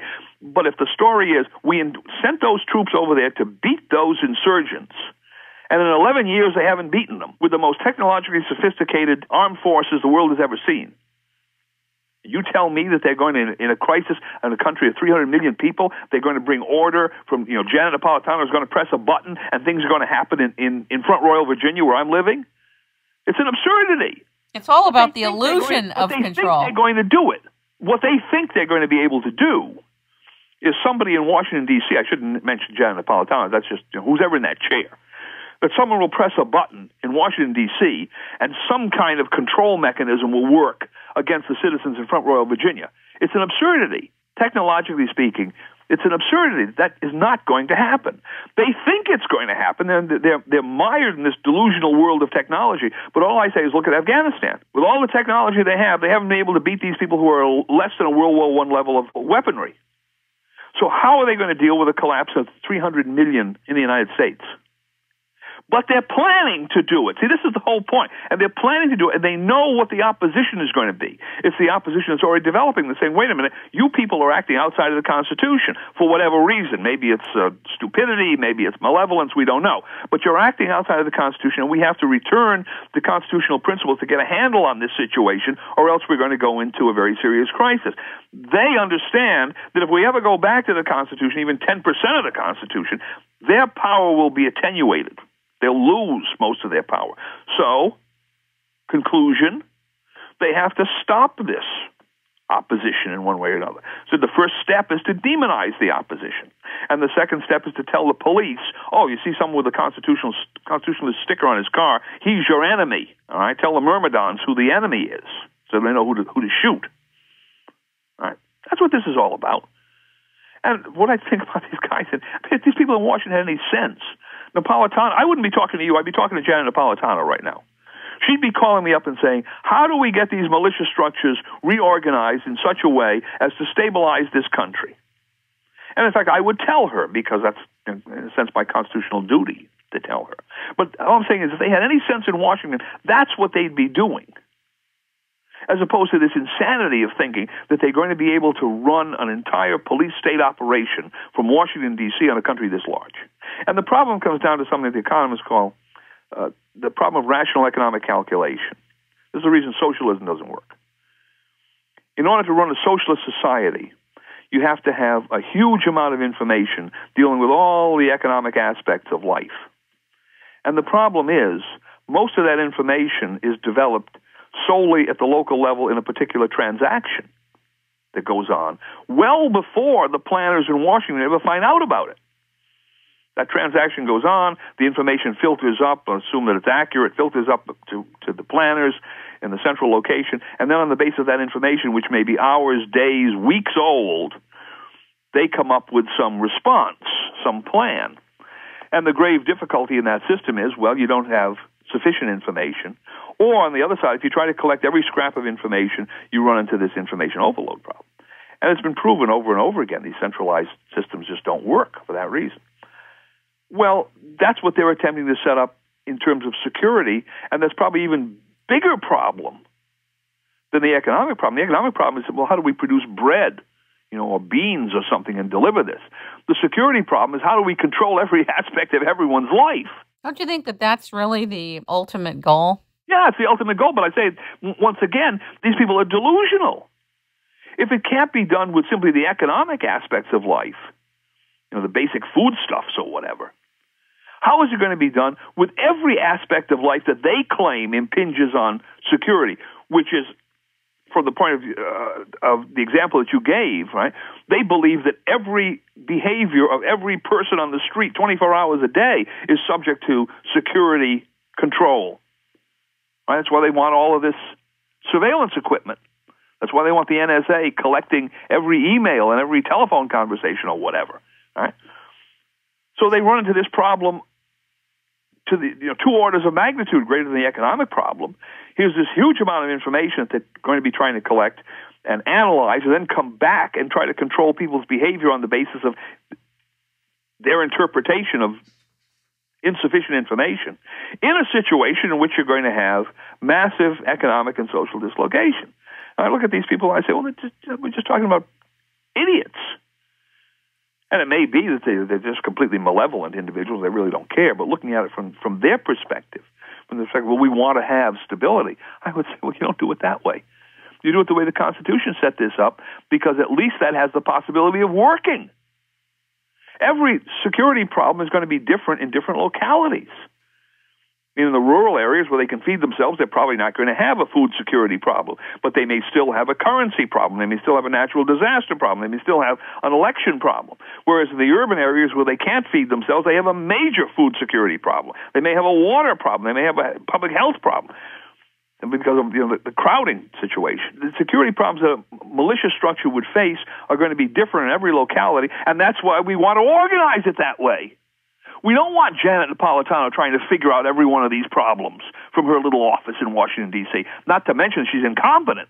It's just impossible. I have a question to you about FEMA. FEMA actually, if anything were to happen to the president or the vice president or the Speaker of the House, when does FEMA come in and can take over the country in an emergency? Well, they can't take over the country in an emergency because the Constitution provides, and there are statutes that provide, for succession to these various offices. So you're never going to be without, in theory, a president, maybe without a vice president, but then the Congress would appoint him. There's a constitutional mechanism for all of this. And this idea that at some point in time these nameless, faceless bureaucrats are going to be in control is just, it's false. I suppose you could imagine a situation where a nuclear bomb goes off in Washington, where the State of the Union message is being given, so all of the top-ranking people are killed. Right? At that point, I think you just have local control take over. I don't think your state governors or anybody else would pay attention to FEMA. I think that's again delusional. It reminds me of a few years ago. I can't remember how many years ago, maybe 15 now, 20 years ago. There were two things that came out. One, that the Federal Reserve had put into some cave someplace X billions of dollars of paper currency. And the other one was that the IRS had stored tax records and control mechanisms or whatever of theirs in the same kind of facility. And the reason for this was that if we had nuclear war, as people emerged from the shelters or whatever, the Federal Reserve would be able to supply them with currency, and the IRS would be able to continue to collect taxes. And I thought to myself, my God, if we had nuclear war, after nuclear war, do you think anyone would take Federal Reserve notes, and do you think anyone would pay taxes? No, it would be a reboot. Yeah, right. What kind of idiots are we dealing with? But this is the mentality of these people. They really can't see the forest for the trees. They are so imbued with this bureaucratic, pyramidal structure in which they're up at the top of the all-seeing eye, right? And the rest of us are all on the bottom, simply taking orders. And they generate guidelines and restrictions and regulations and so forth. And in these crises, they're going to press buttons, and we are like robots going to respond. That's not going to happen. So if you're looking at it from the perspective of, well, I'm somebody in Washington, D.C., and my real goal here is to make sure that the country is going to be stable, the last thing that I'm going to think about is one of these pyramidal structures. Now, they think about it that way, ultimately, I think, because it's a power trip that they're on.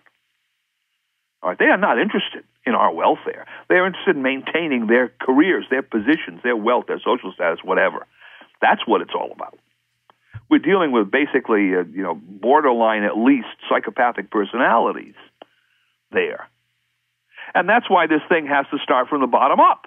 People have to simply say, I'm not going to deal with these clowns anymore. I don't need the Federal Reserve. It's coming down. We can set up an alternative currency structure in the state of X. I don't need FEMA. I don't need Janet Napolitano. We can set up a militia structure. Oh, and by the way, when we do that, we're going to have a completely different outlook on our elections. Won't that be helpful? So I've been going around the country trying to convince state legislators to do something along these lines. Are they scared? Yeah, that's the main problem. They're afraid. They're afraid of what the 6 o'clock news may say about them. They're afraid that some Soros-funded organization will come into the state and defeat them in the next election, and don't think that doesn't happen. I've seen that in a couple of states already, right? Because those Soros-connected organizations are watching for the dissidents, if you will, who are trying to come up and do something at the state level. They're afraid internally in the legislature that they will lose the support of the key chairman on these committees, and so they won't be able to get some of the other things that they want done for their constituents, and therefore they'll lose the election, perhaps validly, because the constituents will say that you're not getting legislation passed. Some of them have aspirations to higher office. Maybe they want to run for Congress, and they have to do that, obviously, with the support of the party organizations, so they don't want to push the party. Now, I'll give you an example. Montana. Little state, right? Nice state. Nice state. Was it now? It's 4 years ago, 3 or 4 years ago, they put in a bill that I wrote for alternative currencies. And this is what I would call an entry-level bill. It just set up the mechanism. So the mechanism would be there. And at that time, the legislature was split 50-50 Republican-Democrat. And it went into the committee, and the committee voted 9-9 on strict party lines. And so it didn't get out of committee. Next session, they put the bill in again. Now, in the interim, there had been an election, and the Republicans now had a slight majority. And this time, it got out of committee, and it went to the floor of the House, and it was defeated, I think, 52-48 or something. It was pretty close, 4 or 5 votes. And that was because all the Democrats voted against it, and the rhinos, the Republicans in name only, went in with the Democrats and voted against it. So I said at that point, well, this is pretty close. And the economy is obviously getting worse. People will see the necessity for this bill, and the next session we'll see it at least passing one house. Well, they just had a meeting. I was told this the other day. Montana legislators and the Republican organization said we're not going to allow an alternative currency bill to come in. Right? It's not going to get out of committee. We're just against it. Forget it. That bill is dead. Don't even bother introducing it. Okay, which tells me that the establishment is terrified of this idea. Or they have pressure federally about it. Well, that's what I mean. That establishment at that level, and they've come down to their people at the state level and told them, don't do this. They're terrified of the idea. But what it goes to show you is here's this little state, which most people would say, well, Montana, who really cares about Montana? But apparently they care enough about Montana to make sure that Montana doesn't do this. Because they know if one state does it, it starts. Yeah, it starts. And other states will see, well, of course there's an advantage to having this kind of alternative.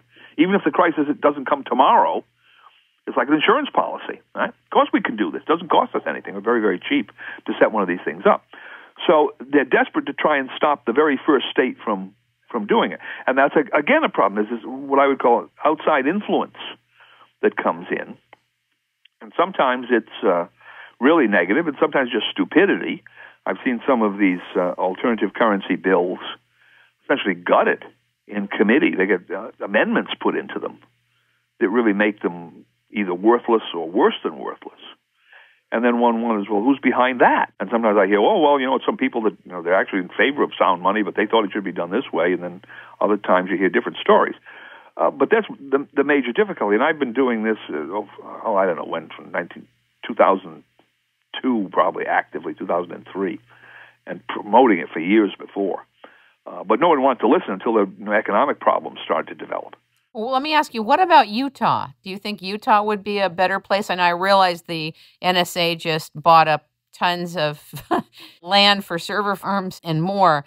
But prior to that or now, do you think Utah would be a more ripe place for that or not really now?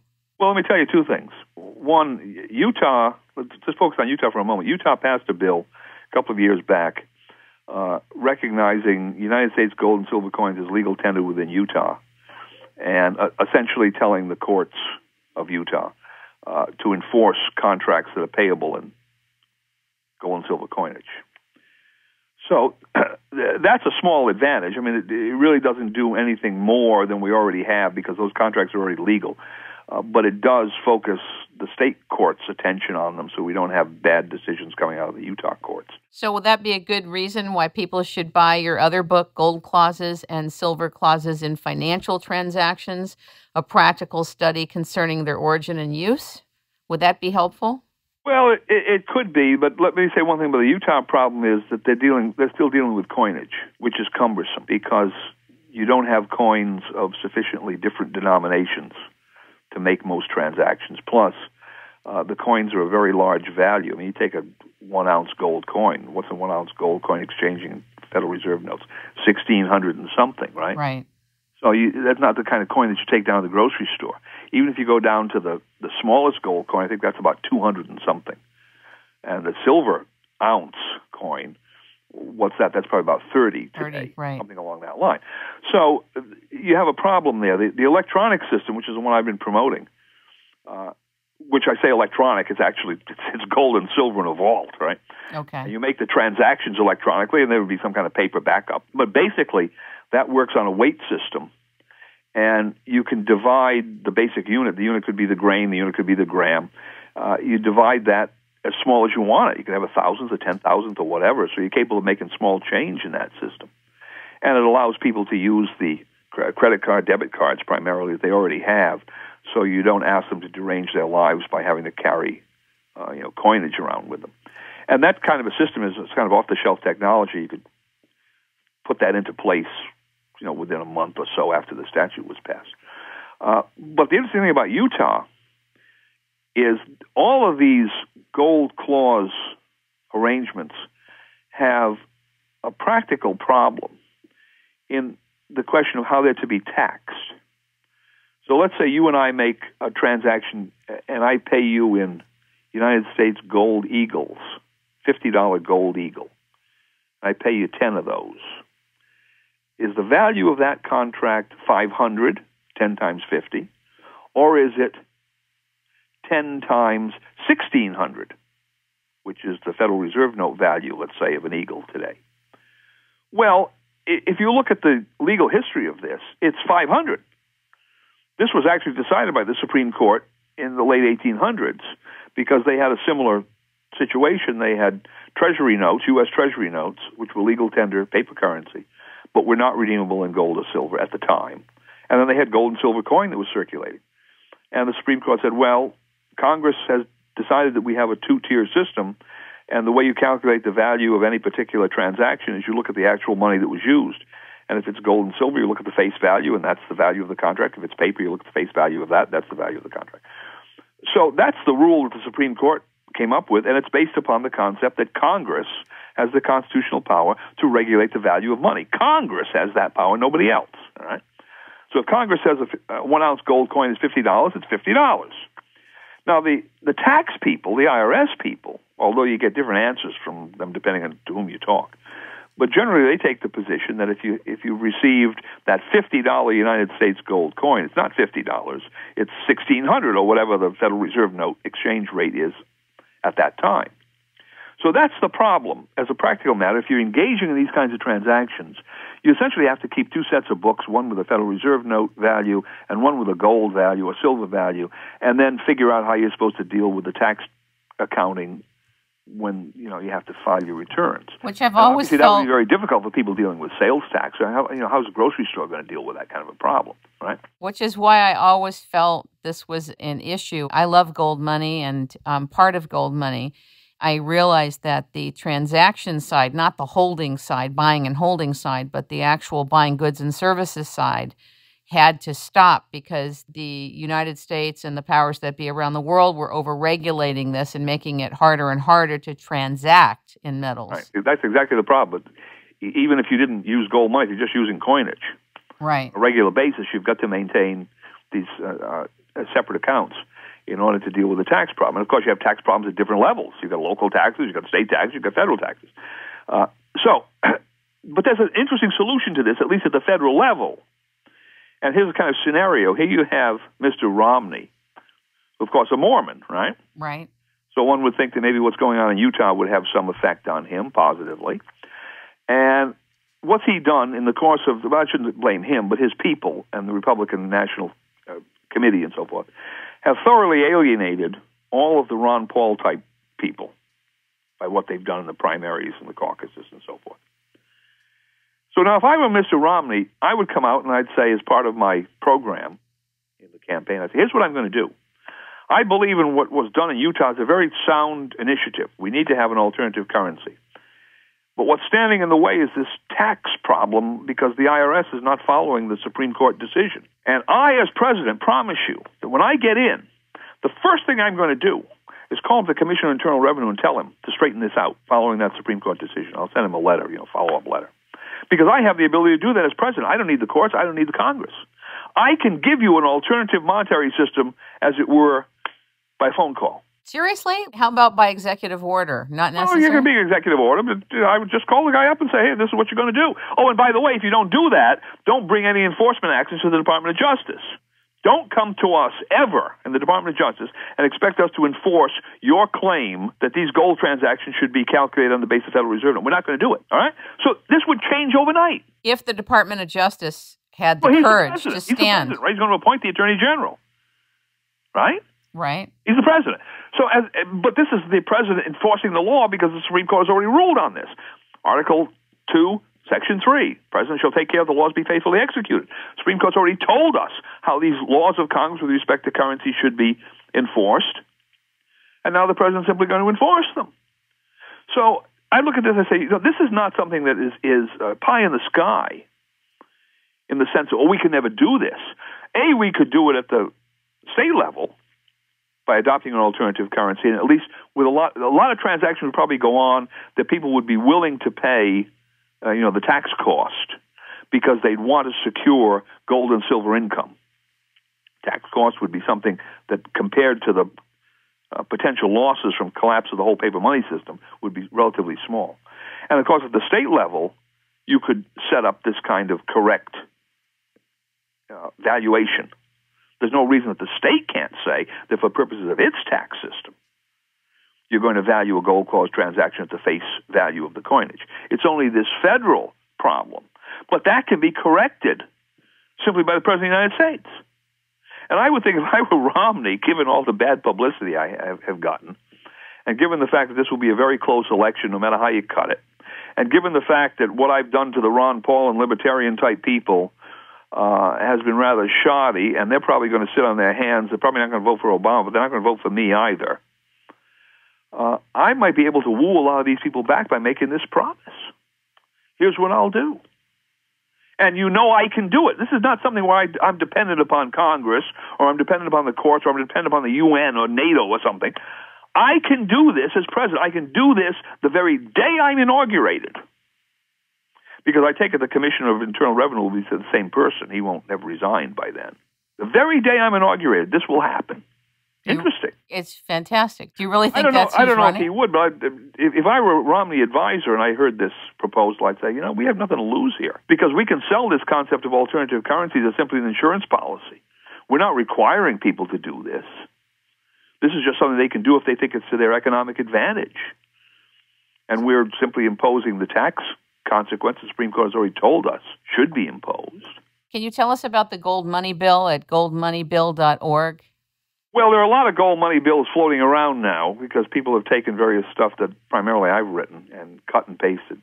Is that your website, by the way? One of them? Probably, yeah. Probably? Probably, I don't know. I mean,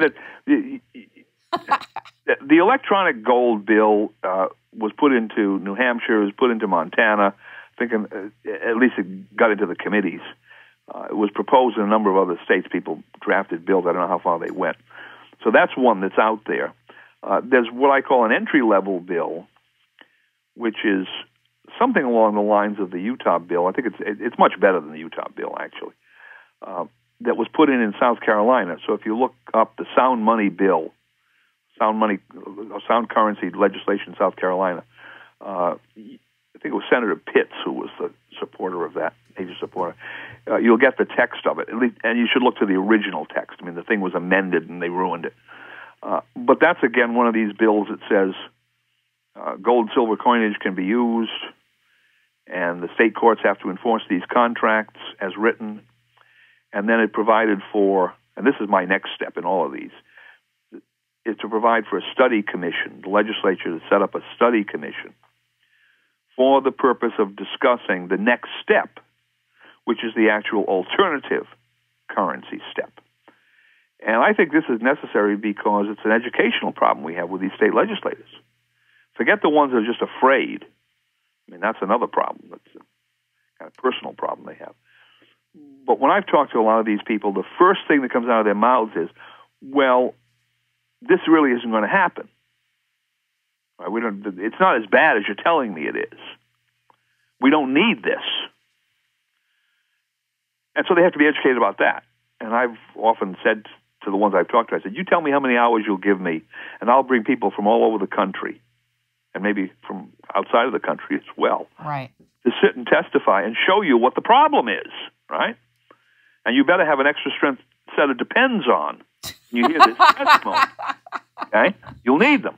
But then the next line, if they're willing to accept the possibility that this is a serious problem, the next line is, well, this isn't really a state issue. This is something for the Treasury. This is something for the Federal Reserve to solve. And then I take in Article 1, Section 10, Clause 1, no state shall make anything but gold and silver coin of tender in payment of debts. I say, well, no, it's your problem, sir, because you have this power, and you have to exercise that power for the benefit of your constituents. And then, of course, the next level after that, we get into the substance of particular bills. Right? They'll be arguing back and forth about this, that, and the other thing. There's not enough gold in the world. I mean, all sorts of silly stuff that I hear. I mean, it's below the high school level. I mean, these people just don't know anything. It's just incredible how economically ignorant they are. So that's the idea of the Legislative Study Commission.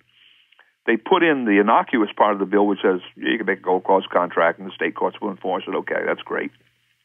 We can do that already, but this is now a firm statement of it. And then we get a commission set up of legislators and essentially educate them from the ground floor up on this, and then hand them the bill. See, my goal in all of this is never to let them draft the bill. They don't know what they're doing.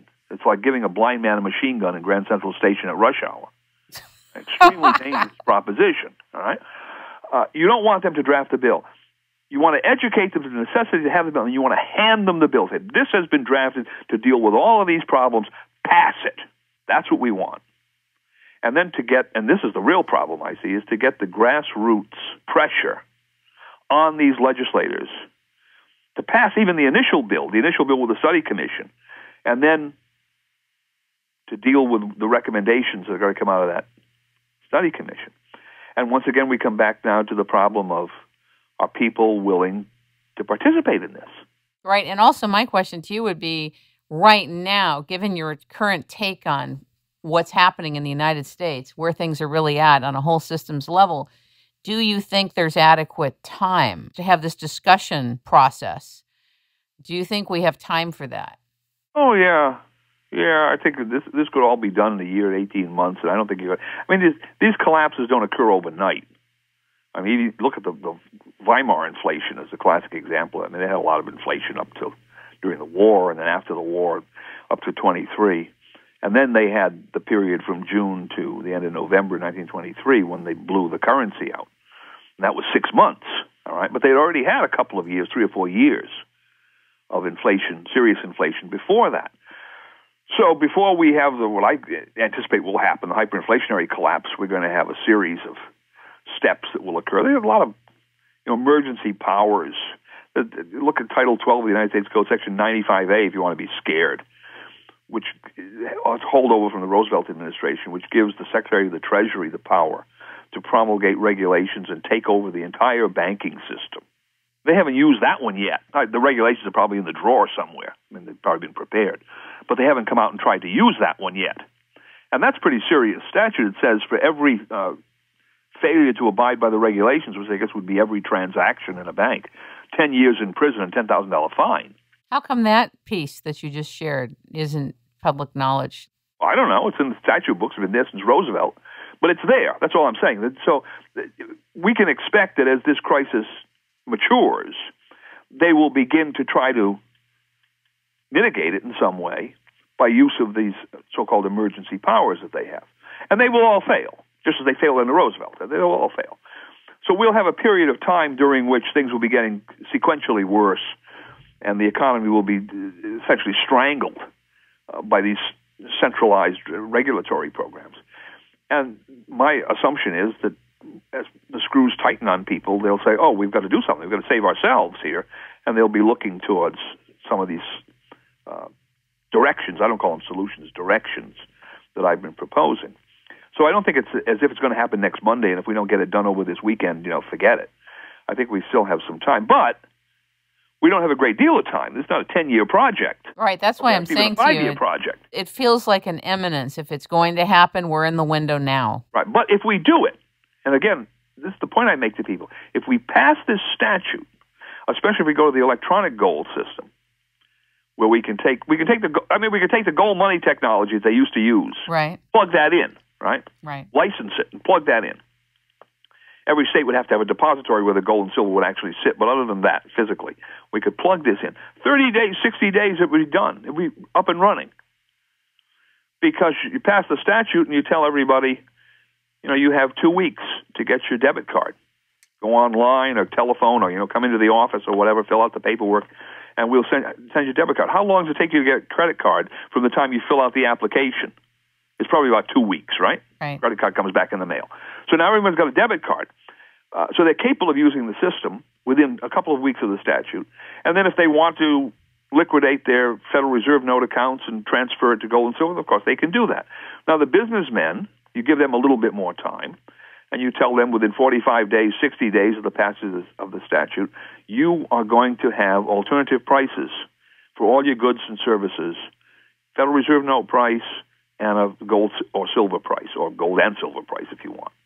And we'll give you the software so you can do this. We tie you into the state depository. You'll be getting, minute by minute quotes on the exchange rates between gold, silver, and Federal Reserve notes. So this is not going to be a great burden to you. You're all operating with barcodes anyway. But do it. We're not going to require you to make transactions in gold and silver. That's between you and your customers. But we want you to be capable of doing this. So at that point in time, say 90 days after the passage of the statute, everyone in the state of Gizmo is capable of going completely off the Federal Reserve System. Yeah, they're wired for sound. Yeah. I'm sure you've... 90 days. So I don't care how fast this crisis comes. 90 days, and we can walk away from it. Now, the militia is a little more complicated because we have to do that by essentially a phasing-in process. The average person simply isn't ready to do this. And I would structure it on the basis of setting up what they used to call independent companies, which is essentially volunteers. I mean, we're all members of this thing. And we tell the people, if you don't want to perform initially, you're going to pay $25 or $50 a year for an exemption. And we'll make you take one or two courses. You can take a firearm safety course. You're going to have to take a Red Cross emergency medical course so that everyone is doing something. But if you don't want to do anything beyond that, you pay $50 a year for your exemption. And all of that money, now we're talking about everyone in the state, right? All of that money now goes into a militia fund. And then we allow in each county, and we could do this probably through the sheriff's department because we have an elected sheriff. He could become what they call the county lieutenant. We allow for people to organize independent companies, and these would be based upon skill sets. So let's say we had a region, New Orleans we were talking about. You'd probably have independent companies there that would be heavy construction, and their main interest would be, what are we going to do to stabilize the city if we have a repeat of the Katrina-type episode or some of these other problems, maybe oil problem, right, oil slick problems. So you set up these independent companies, and I think there are plenty of people who, if they were given the opportunity to do this and they were funded, because now we're talking about all this money coming in from the exempted people, right, and they were funded, would immediately take up the slack, as it were. And once we had a few of these in various counties in the state, the average person would look at this and say, well, my God, it works. And now we could begin to expand that process to bring the average people in on a more or less compulsory basis. But that would go over several years. But the initial step in that, in terms of the immediate problem that you had in your own locality, whether it was food security or disaster relief or whatever, you could bring people in, I think, on a very quick basis. And then number two, you'd certainly have enough people to deal with this election problem. I mean, how many people do you need in each polling place? A dozen people, maybe at the most, to count the ballots. Right?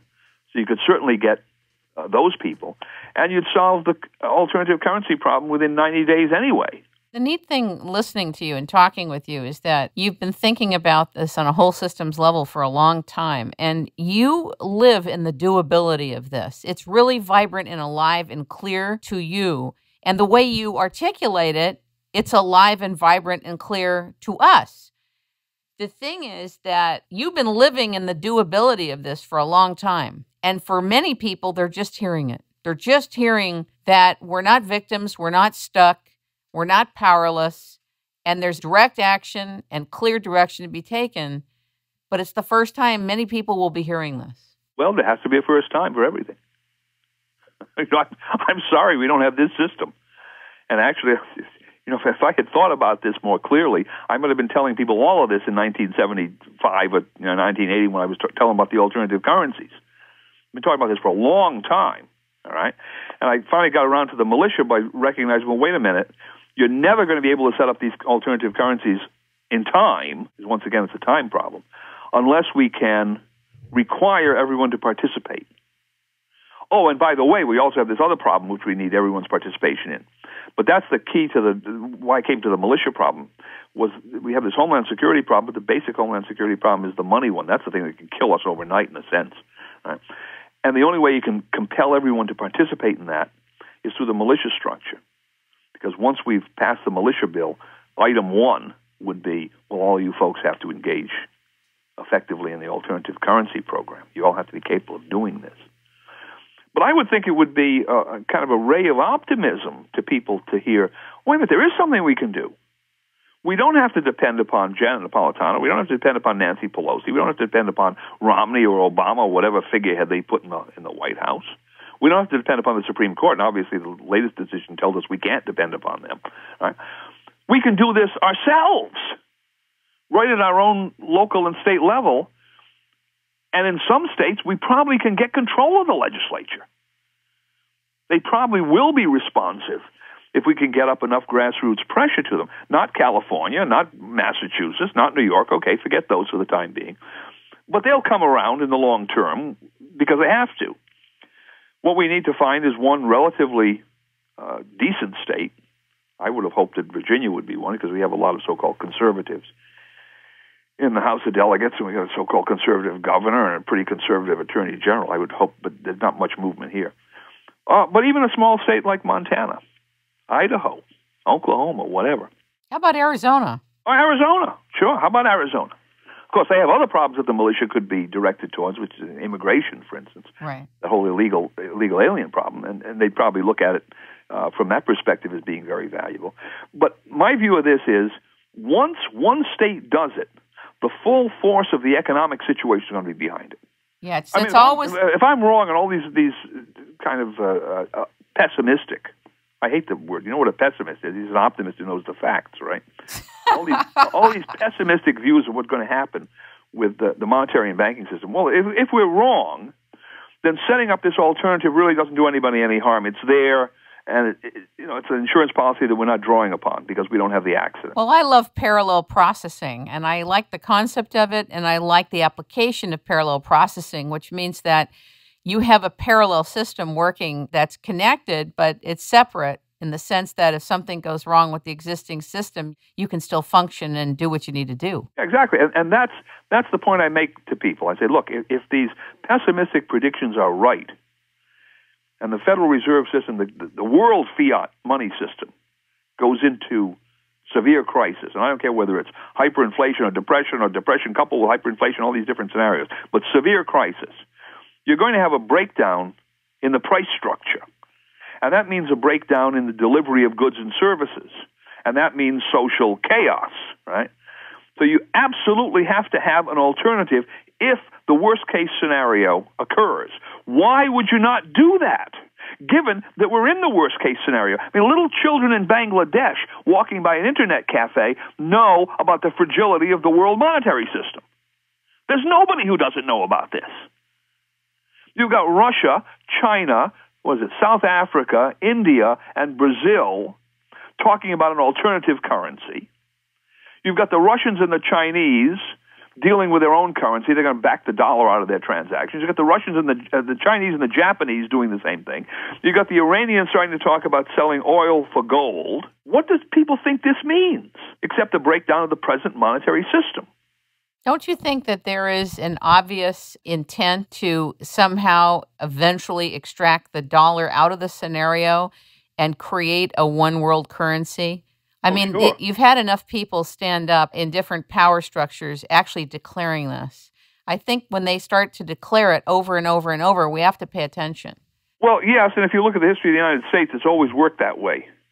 That they go, as the banking system goes into crisis at the lower level, they go to a higher level.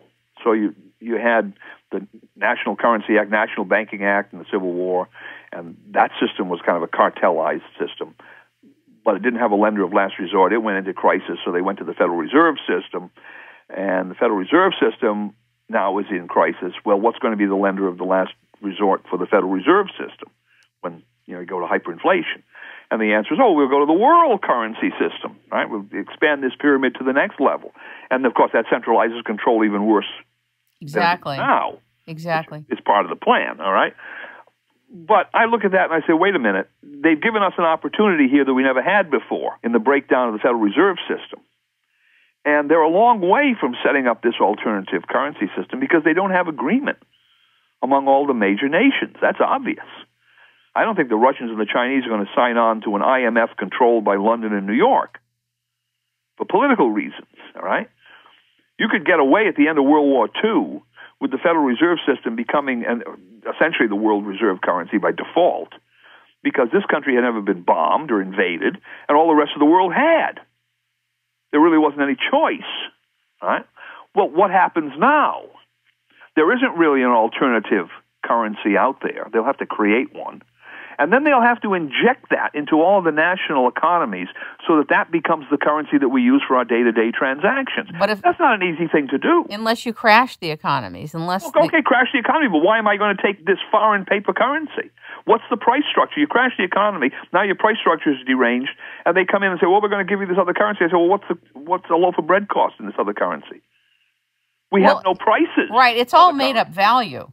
Huh? In other words, it'll be all synthetically created value. Well, they can make up whatever numbers they want. Exactly. Will the market clear? Am I going to take this for bread? Am I going to take this for my good and the service that I'm producing? Am I going to exchange something real for this paper currency when I don't know what the price of bread is in this paper currency? Every other one of these situations has occurred with a kind of parallel currency. Even the Federal Reserve System, they brought that thing in on a gold standard. It was redeemable in gold. They had to have huge gold reserves, 35% gold reserve, 40% gold reserve, all right? So you had paper money circulating simultaneously with gold. Then they had the crisis in 1932. Roosevelt seizes the gold, all right? But at that point, you had people thinking in terms of dollar prices payable in Federal Reserve notes. So you didn't have a collapse of the price structure. Then they did the same thing with silver in the late 1960s, all right? So they removed silver from the system as well. But you still had a price structure that people were using paper currency. Well, when this paper currency goes down, what's the alternative that people are going to be using? Well, why do they keep printing articles or writing articles about the special drawing rights of the IMF, this basket of currencies? Well, because that's what they hope to use. I have no doubt that they think that they can put this thing in. I'm just saying they have terrific problems that they have. I don't think they've. Well, they're not admitting. They may be facing this in the back room and talking about it, but they're certainly not admitting it. And the problem is, right now, if they wanted to bring in a new currency, that's what they'd have to do. The same thing they did with the euro. You had all of these countries in Europe that had each one its own currency. And then they bring in the euro. And they have parallel prices in each country. So in Italy, you had prices in lira and euros at the same time. Why?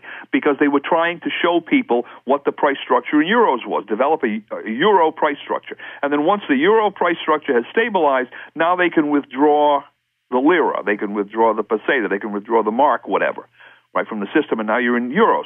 But they had a parallel pricing structure. Right. Well, we don't have a parallel pricing structure in special drawing rights, or gizmo units, whatever they would call these things. And until we do, there's no way they can make this change, at least not without tremendous dislocation. I don't think they want tremendous dislocation. I mean, I hear a lot of people saying, well, they'll crash the system. I don't think they want to crash the system because the political implications of that are dire. They don't really know what will happen. I think they want controlled demolition. They want to be able to remove the Federal Reserve unit and substitute this other thing that they will be able to manipulate at a high level, and we will have no ability to control. I mean, right now, theoretically, we have a legal ability to control the Federal Reserve through Congress. Federal Reserve is a statutory creature of Congress. Congress could pass amendments and control the Federal Reserve. But I have a question about that, because I watched Greenspan say that the Federal Reserve is not answerable to anybody. Well, that's just nonsense. Why did he say that? I don't know. I mean, he's a nut. I don't know why. I mean, they love to believe that they're an independent body, right? But they're no more independent of Congress than my little finger is independent of my hand. All right? They're a statutory creation. And Congress tomorrow, Section 30 of the original act, Congress retains the right to repeal, alter, or amend this act at any time. All right? They can do anything they want with the Federal Reserve System. All I'm saying is the Federal Reserve System has gained so much real control over the economy that Congress is either bought off or terrified by them. So I think that maybe that's what Greenspan means. As a practical matter, they can do any damn thing they want. I mean, he literally said we're a private organization. We're not answerable to anybody. Well, that's baloney. There are 12 Federal Reserve regional banks which are private corporations chartered by Congress. But that charter is controlled by Congress. All right? There's a board of governors, which Greenspan sat on.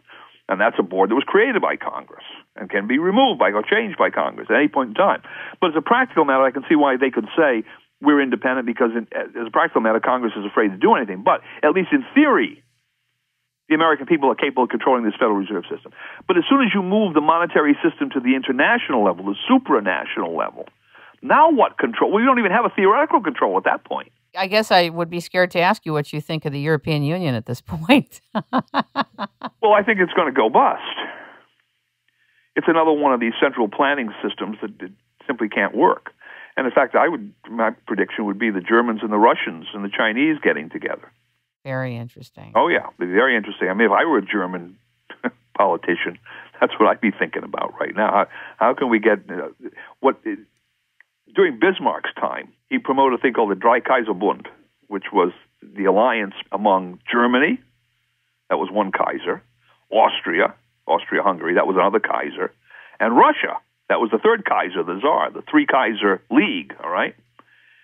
And his view was, well, this would be the dominant power in the world if we, just allied ourselves and had a permanent alliance. And the great mistake was, of course, that when Wilhelm II came in, he threw Bismarck out, and then he ended up, Russia sided with the French and the English against him. But now, if you look at it, that same thing makes a hell of a lot of sense.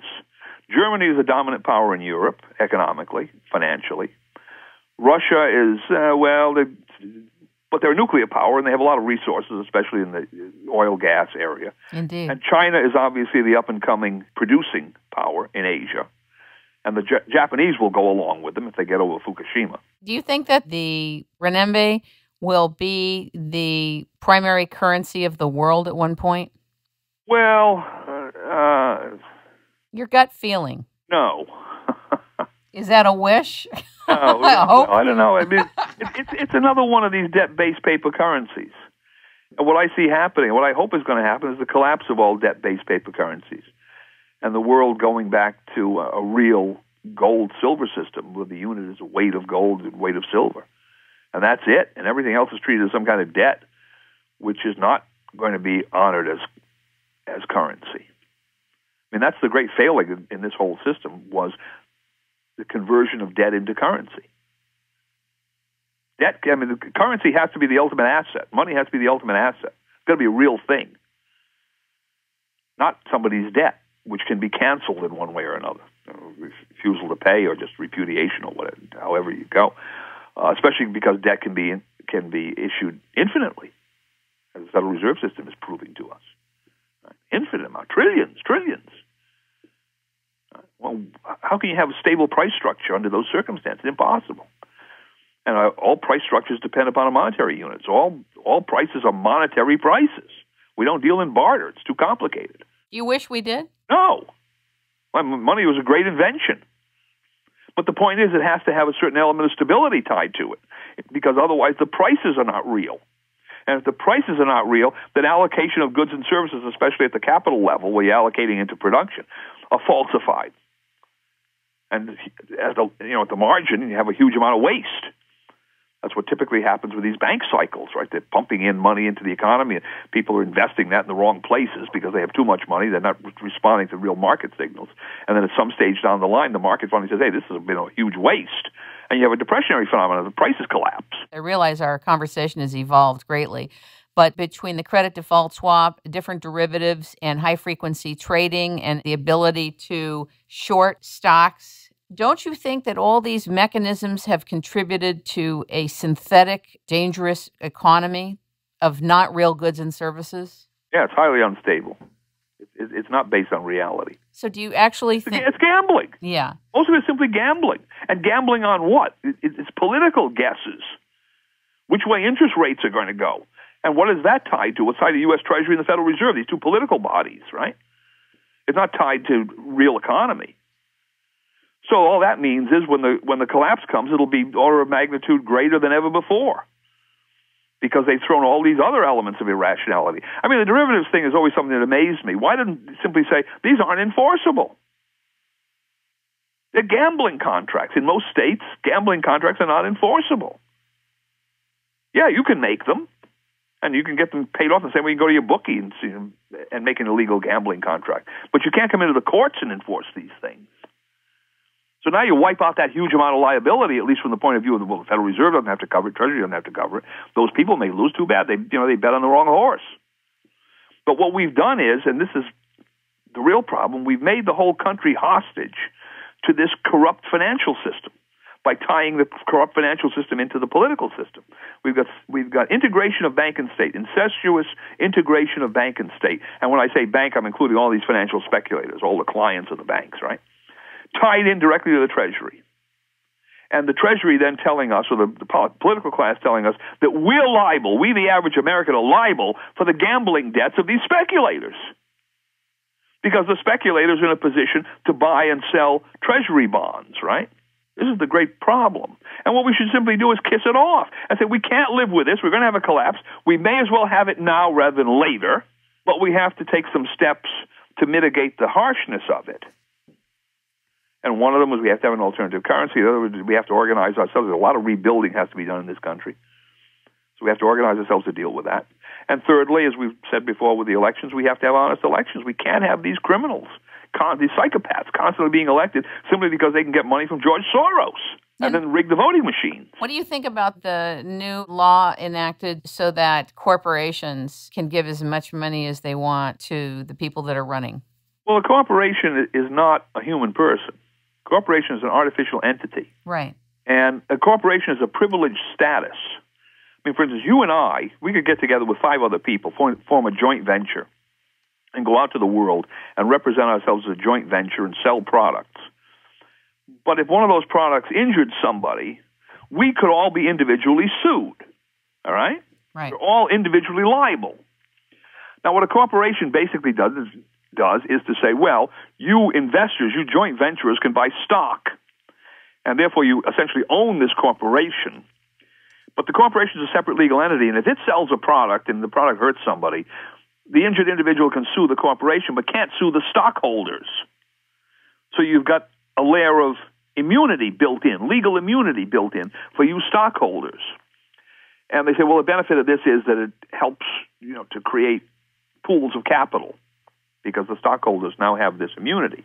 Yes, but it's a special privilege given to the corporation by whom? By the government, all right? It's not a natural right of people to evade immunity, evade responsibility by claiming immunity for harms that they do to third parties. Right? There's no such natural right, right? So it's a privilege that's been granted by government. Well, if the government can grant that privilege, it can condition that privilege and say, yes, you can have this kind of an organization that will give you limited liability and some of these other, tax benefits or whatever. But we're not going to allow you to spend money on political campaigns.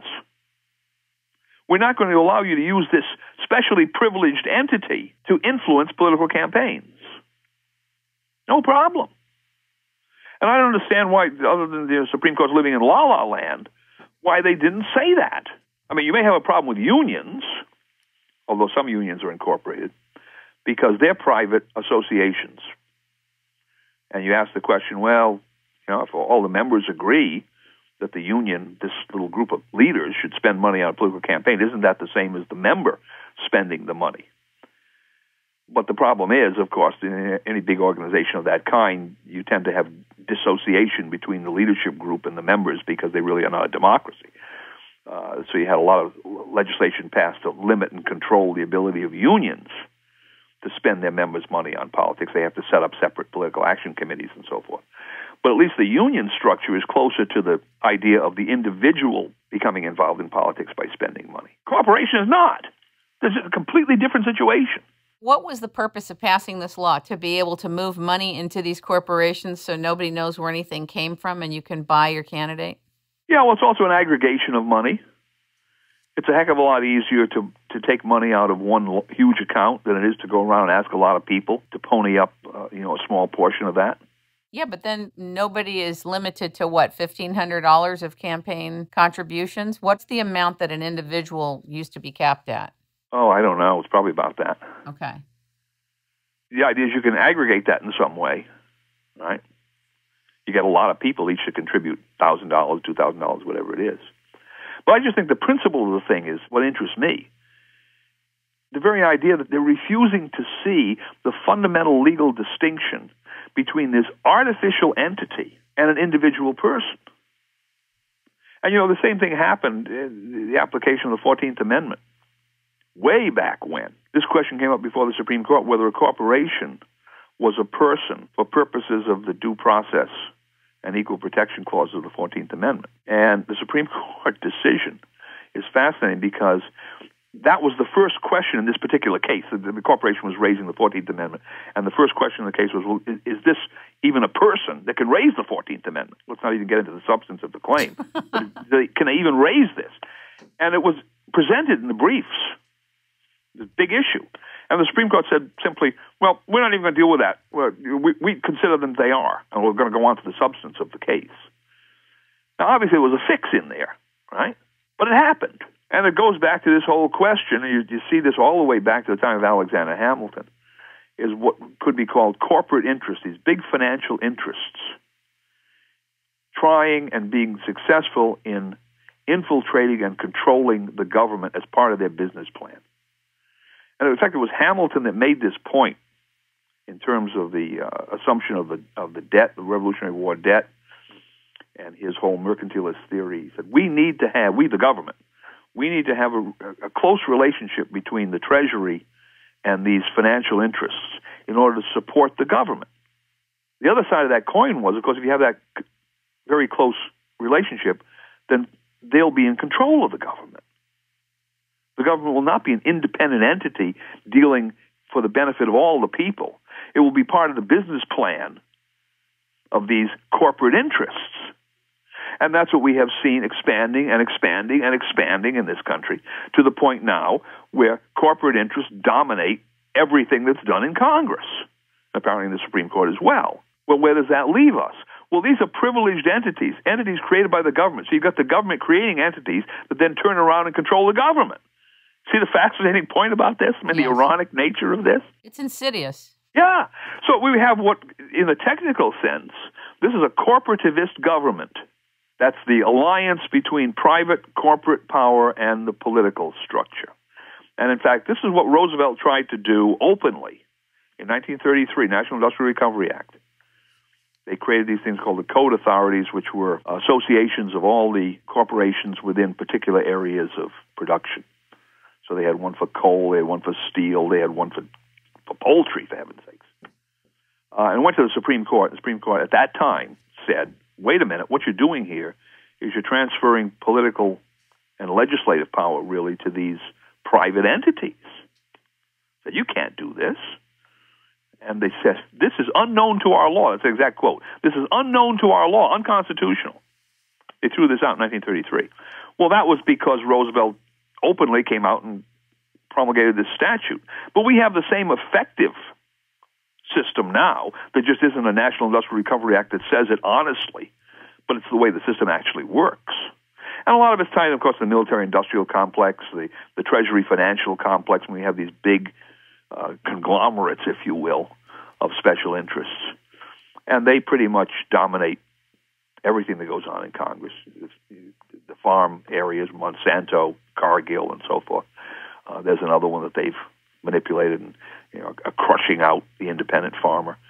And all of these will eventually turn out to be very, very similar in structure to what the National Industrial Recovery Act set up. You just won't call them the Code Authority for Agriculture, but there they'll be. And they'll have a lot of statutes passed which will protect them, the way Monsanto does with its genetically modified seeds and so forth and so on. So effectively, they'll have this kind of power. They just will have done it piecemeal. Well, it's incrementalism, which is the most dangerous because it's imperceptible by most of us. And so we've gotten to what could be correctly called the fascist system, in the true economic term, fascism, which is precisely Mussolini's system. He assumed that the government would control the corporations, which I think was his naivete. But what we've seen is, in reality, the corporations control the government because they're the ones that dominate the electoral process and decide who becomes the senator, who becomes the president, for that matter. Right? So those are not independent figures in this system. And we're left, playing this game of voting for people who have been the Stalin ballot. I mean, they tell us who to vote for, right? And then they rig the election among those people, okay? But basically, we've got a one-party system here. And they give us the Stalin ballot, and these are the people we get to vote for, and that's it. If you don't like that, too bad. And then they go and dominate the people that they have caused to be elected, get the legislation passed incrementally, and then various agencies, EPA, FDA, whatever, are all working for these people, Department of the Interior working for these people. And then we're left with nothing, essentially. We have no control over our lives at all. It's all controlled by these corporations, and the corporations ultimately control the government, so we can't even come at them from the top down and try to change the legislation. You know what's so interesting? Even during the election time when the speeches are going on, I always looked at who is controlling the questions that are asked to these candidates. Well, apparently there's an election commission that does this. I always felt that the questions that were asked the candidate were moronic, that were not deep enough to extract real motives and intent from the people running. Well, even to extract from them their understanding of what the problems are. Right. You have to define the problem before you can talk about the solution. And there's the difficulty. I mean, this last go-round, the only one that ever talked about a problem, real problem, was, of course, Ron Paul. And they marginalized him in a hurry, mainly because he was talking about the most serious problem of all, which is the financial banking problem. And you've got, what is it now? Romney's biggest contributor is Goldman Sachs.